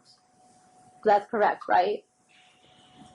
As I said, the exhibits that you may have attached to any motions or oppositions are offers of proof. They are not in evidence. Okay.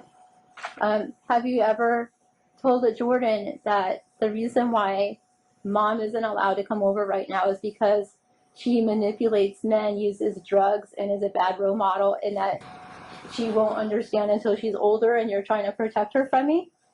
No, I don't think I said those kind of words. What do you think you said? I can't remember.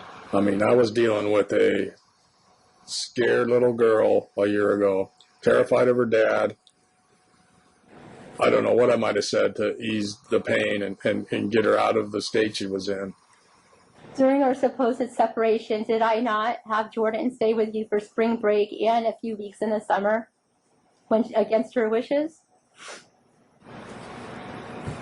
No, I don't think Jordan so. stay with you during spring break of this? No, you were living with the Lopez attorney. Okay. First of all, that was a roommate situation. I was renting a room. I need to clear that up because it keeps being referred to at some point. I'm just telling you where Jordan was. Not implying anything. So are you saying that Jordan did not spend Easter break with you of 2015? Objection asked and answered. I don't know. He hasn't I don't know. I know answered she that. asked it, but I don't know if he answered it because this is so I do not unorganized. think so. I can't remember. I know they spent the night, Easter night. You came by. So did Jordan spend a few weeks with you for the summer due to my due to me wanting that for her because I felt like I can't remember. I don't recall her ever staying with me more than a few days. Do you recall that. Do you recall me wanting her to stay with you while during the summer because I felt like your bond wasn't as strong as it used to be, and I did not like that, and that's why she stayed with you during a few weeks in the summer. Do you recall that? No.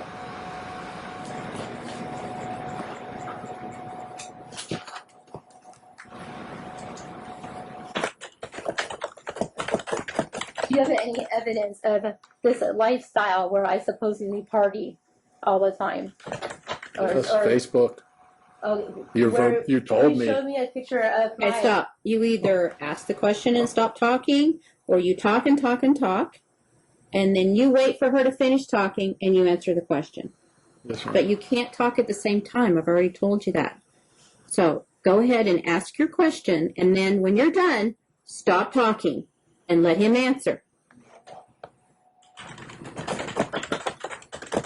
Why haven't you put this proof into evidence as you have done other things if you have proof of me partying on Facebook?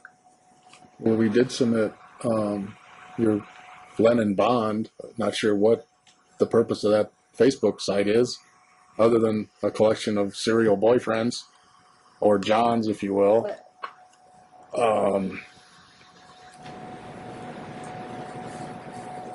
What proof do you have that I party? Well, that I go out and party? What proof You do you told have? me. I told Facebook you pages. this. I don't know why it's relevant Huh? to you what you do. You're welcome to do whatever you want. Is it not true that you told me that you're divorcing me because of the way I dress and manipulate men?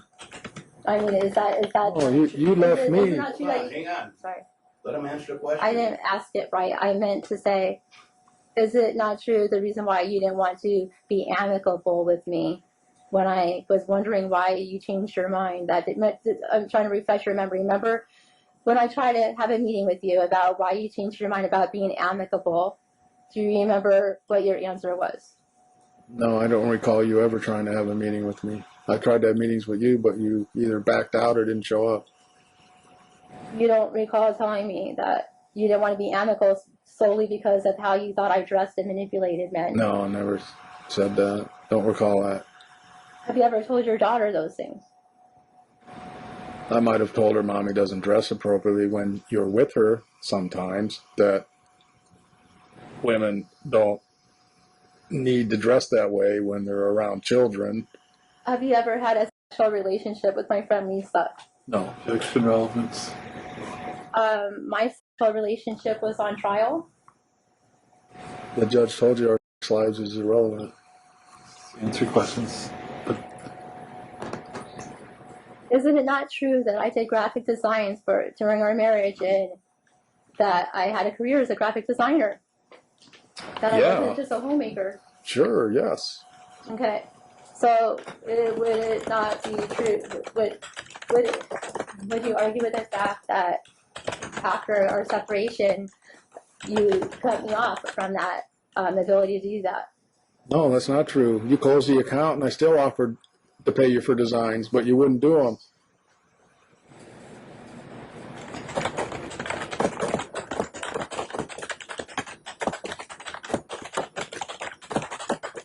When you lost access to your email and it was redirected to my email and you wanted the password back, is it not true that you used the kids against me as extortion to get that email password?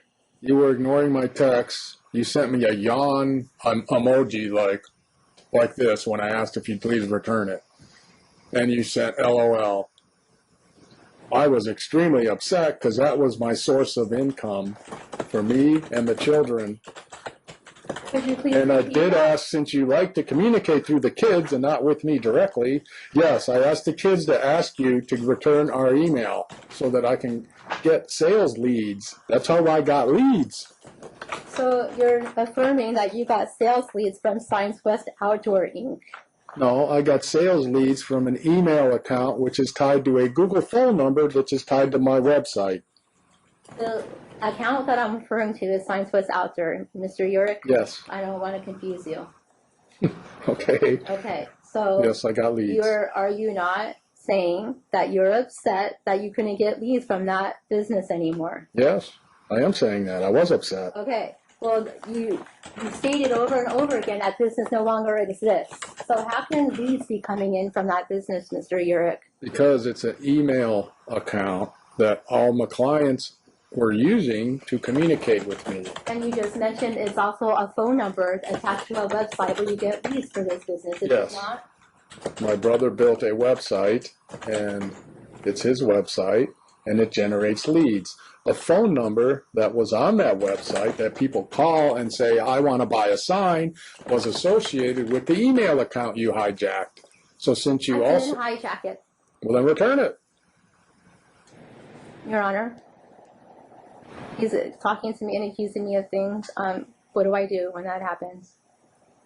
Ask another question. The 900 number that you're referring to, is it not on the Science West Outdoor website? And is it not still active? And is it not still generating leads that leads to the Science West Outdoor Gmail, which you're saying doesn't is not open and it doesn't exist anymore? Objection. That is very complex and Compound. Sustained. The 900, the number for the 900 number for Google Voice, is that not connected to Science West Outdoor? Not anymore. I had to change it because you wouldn't return it, so I had to spend $300 to get a new phone number and put it on there. So you're saying that if I pulled up the website right now, I wouldn't get leads as of today for that? Correct. For that As of a business? week ago. Your Honor, am I able to do that? Pull that up on my phone right now? I'm telling you, it's not on there. I paid $300 to have it removed and the new number put on it. Because you wouldn't return it.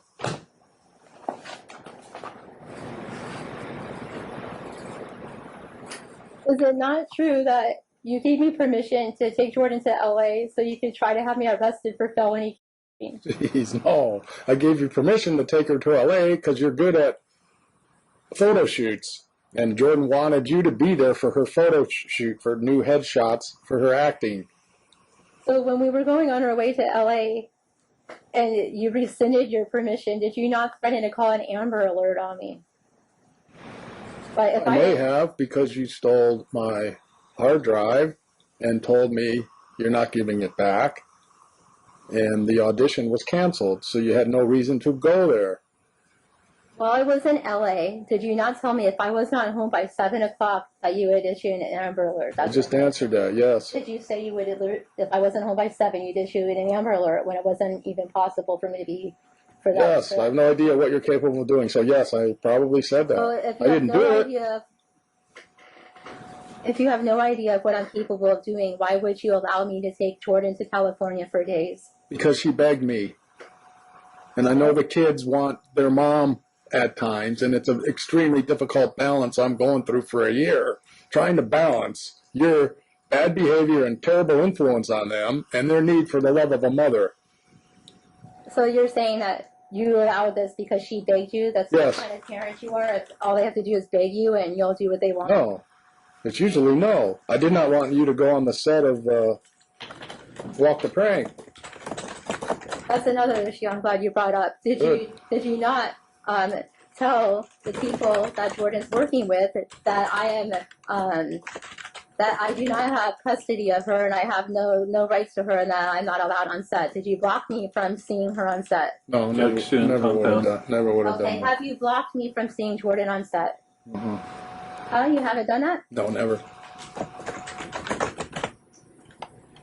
Have you told her agent that you have full custody because I was determined an unfit parent? I told her agent that I got her that I have temporary full custody and assured her she would make every audition. Did you tell her I was an unfit parent? No.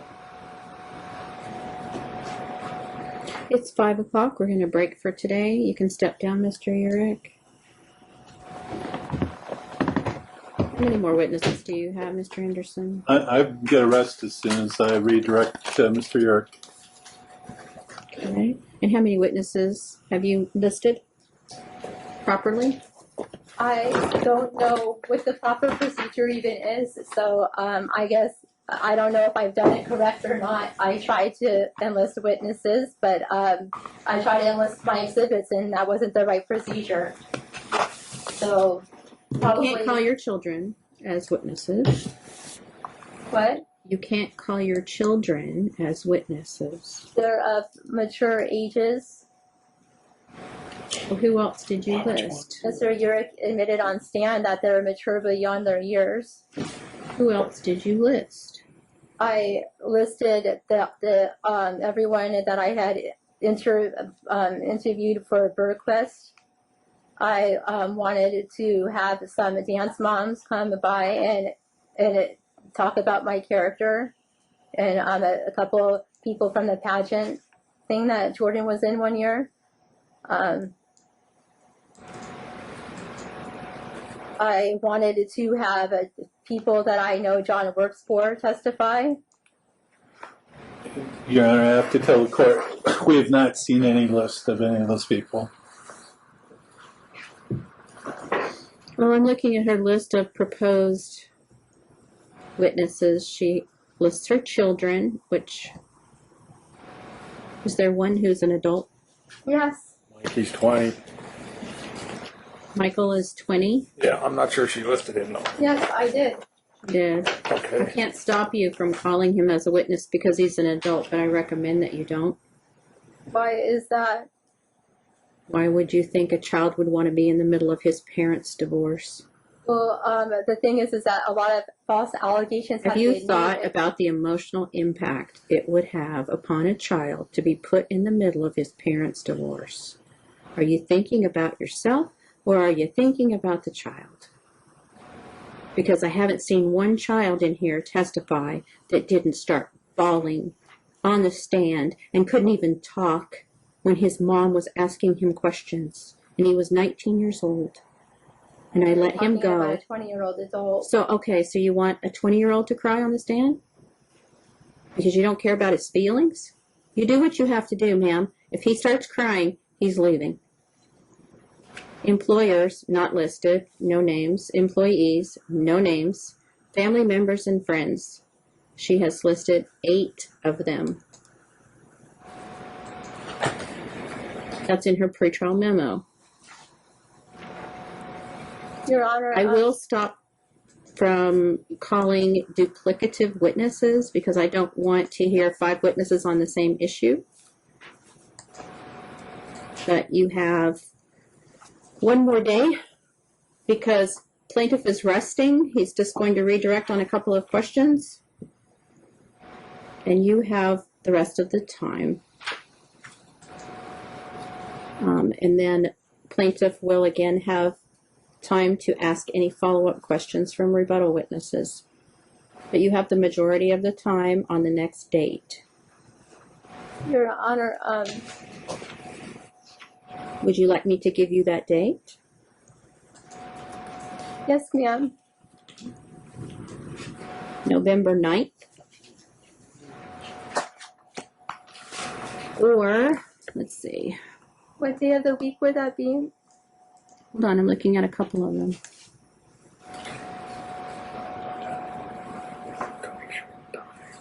September 11th.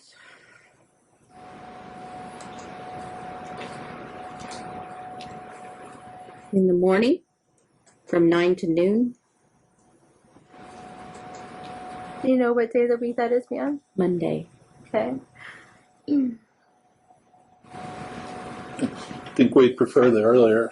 Okay. I would Get this prefer done. the September 11th date. Okay. And we'll start at 9 o'clock, and you go till noon.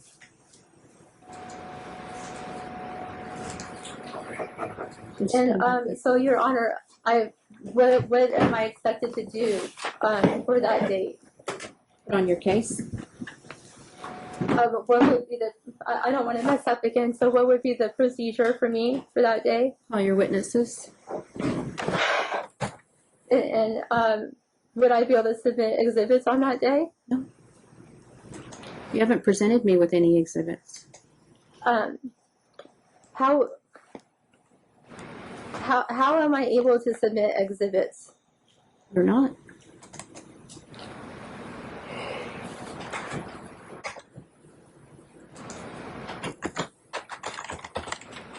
Am I allowed to submit case law? If I asked for a closing brief, if you were going to submit any case law, you should have done so in your pretrial memo. If I ask for a closing brief, which I don't know if I'm going to or not, then you can submit case law. I have submitted some case law in my pretrial memo, but That's fine. I didn't know about a lot.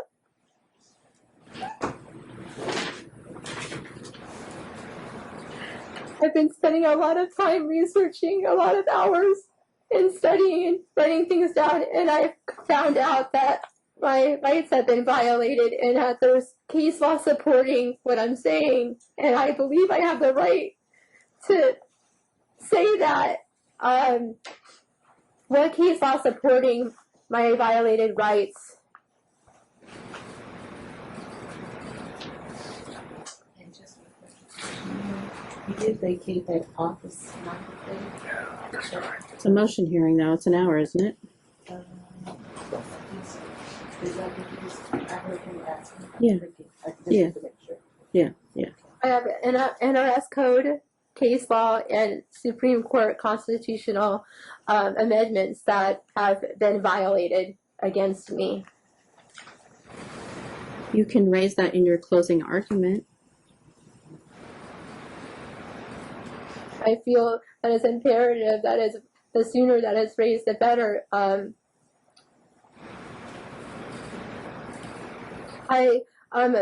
didn't want to leave here today without my children. I've never been given a parent fitness test, and I just became aware that I have a right that due to my 14th Amendment's rights and due process that my kids should never have been taken away from me, not even for a day, without a parent fitness test. And I am requesting that to be done and have my kids back until that's done. I don't want another day to go by without having my children, without that parent, unless you're claiming that I'm unfit. Is that what the court is claiming? Is the court claiming I'm unfit? I think she's misstated the law, Your Honor, and to ask you to make that and answer that question at this time is improper. I'm wondering if the court is claiming I'm unfit, and if the court is not claiming I'm unfit, then I'm asserting my 14th Amendment rights to have a parent fitness test and have my children be given back to me immediately. First of all, your children haven't been taken away from you. I've entered a temporary custody schedule for the protection of the children due to your behavior. My behavior So I am has not been changing. cited. I'm not changing the schedule until I make a final decision. It is the temporary schedule, and I found that to be in the best interest of the children. Your order says I can only see my children once per week, and I have police report evidence showing that I didn't even get them once per week. I haven't seen my daughter for 2 weeks or even known where she was, and I filed a motion to enforce custody, which was denied. This has been a full year that I've only allowed to see my children once a week with no overnights, according That's to your incorrect order. because I gave you Wednesday nights also, so you could go tutor, and you haven't been over there once on a Wednesday night to tutor. So that's incorrect that I gave you 1 day a week. I increased your time at the last hearing because we talked about you going over there and helping Jordan with her studies, and you have yet to do that. So why would I increase your time now when you haven't exercised the time that I've given you? With respect, Your Honor, Wednesdays you said I could only go there when Mr. Urick said I could, and he didn't give me that opportunity. Is that what the order says, Mr. Anderson? Pull out the order and tell me where it says that she can only be over there on Wednesday when Mr. Urick says she can. Judge Hughes, also, you're not. You can stop talking because I want someone to answer. Okay, we're not talking right now. We're actually looking at the order where I told you that. I'm afraid of you. Defendant shall have visitation with minors 2 times per week. One of those visitations shall occur on Wednesday after school to 8 p.m. Defendant shall help homeschool daughter at this time at plaintiff's residence. It did provide that if first time defendant yells at daughter, the tutoring stops. Right. That's what I recall.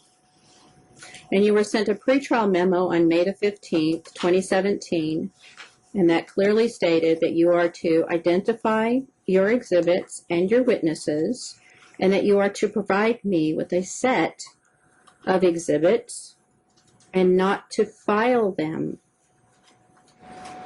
That you are to provide copies of proposed exhibits marked, tabbed, and organized in a 3-ring binder to the court, no later than 5 days prior to trial. Plaintiffs shall mark their proposed exhibits by numbers. Defendants shall mark their proposed exhibits by letters. In addition, each page of the proposed exhibit shall be sequentially numbered at the bottom right side of the page. It is further ordered that failure by counsel or litigants to meet the requirements of 5.524 or the above deadlines or NRCP 16.2 may result in sanctions, including exclusion of witnesses, exclusion of exhibits, reasonable expenses, and or attorney's fees incurred due to non-compliance with this order.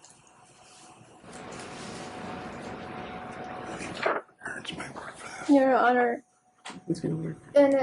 in the case Chaguz versus Zuck, it says that the court stated that pro se litigants have an implicit right to self-representation. It's an obligation on the part of the court to make reasonable allowances to protect pro se litigants from inadvertent forfeiture of important rights because of their lack of legal training, while does the not exempt a party from compliance with relevant rules of procedure.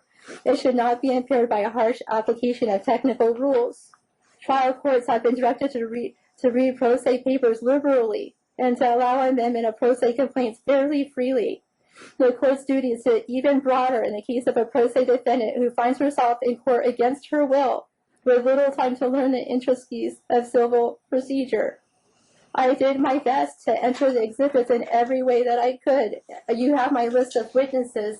Why isn't my list of exhibits also entered as my list of witnesses was? It's on the same motion.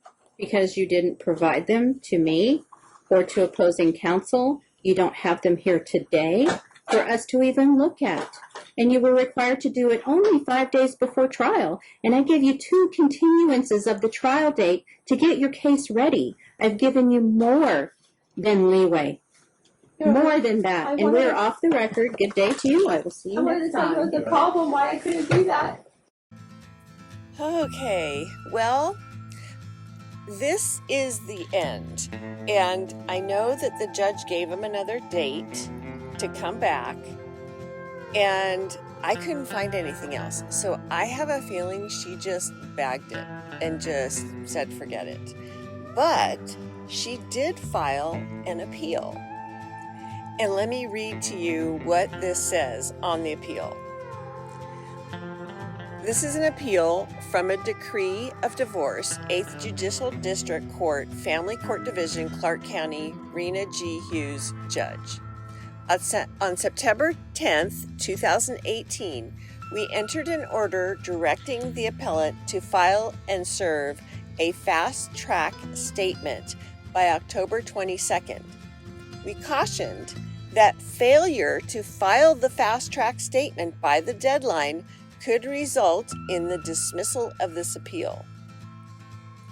Appellant, which is Mrs.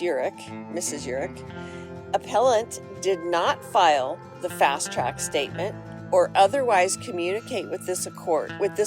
Accordingly, on November 9th, 2018, we entered an order directing appellant to file and serve the fast-track statement by November 20th. We again cautioned that failure to comply could result in the dismissal of this appeal. They gave her 2 chances. Okay. To date, appellant has failed to file the fast-track statement. Now that to date is January 15th. So even 2 months later, okay, she still hasn't filed the fast-track statement. So let me continue on. Although the appellant called the clerk of the court on November 30th and indicated that she would be filing a motion for an extension of time, she has not filed such a motion. Accordingly, it appears the appellant has abandoned this appeal, and we order this appeal dismissed. So that's what happened. And I did find her Facebook page. It was difficult, but I did find it.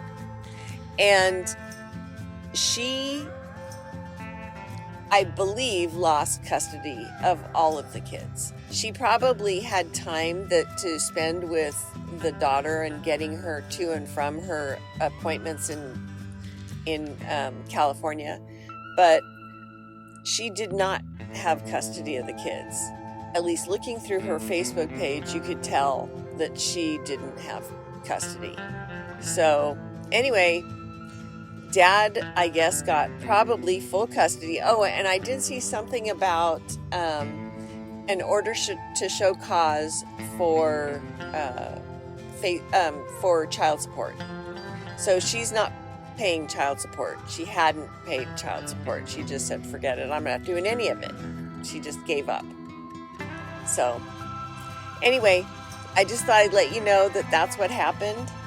And yeah, Dad probably wasn't the best guy to have the kids either, but I think he really cared about his kids, and I know he disliked the inequities between the boys and the daughter. He didn't like that at all. So anyway, that's what happened. Thank you guys so much for watching, and I'll see you next time.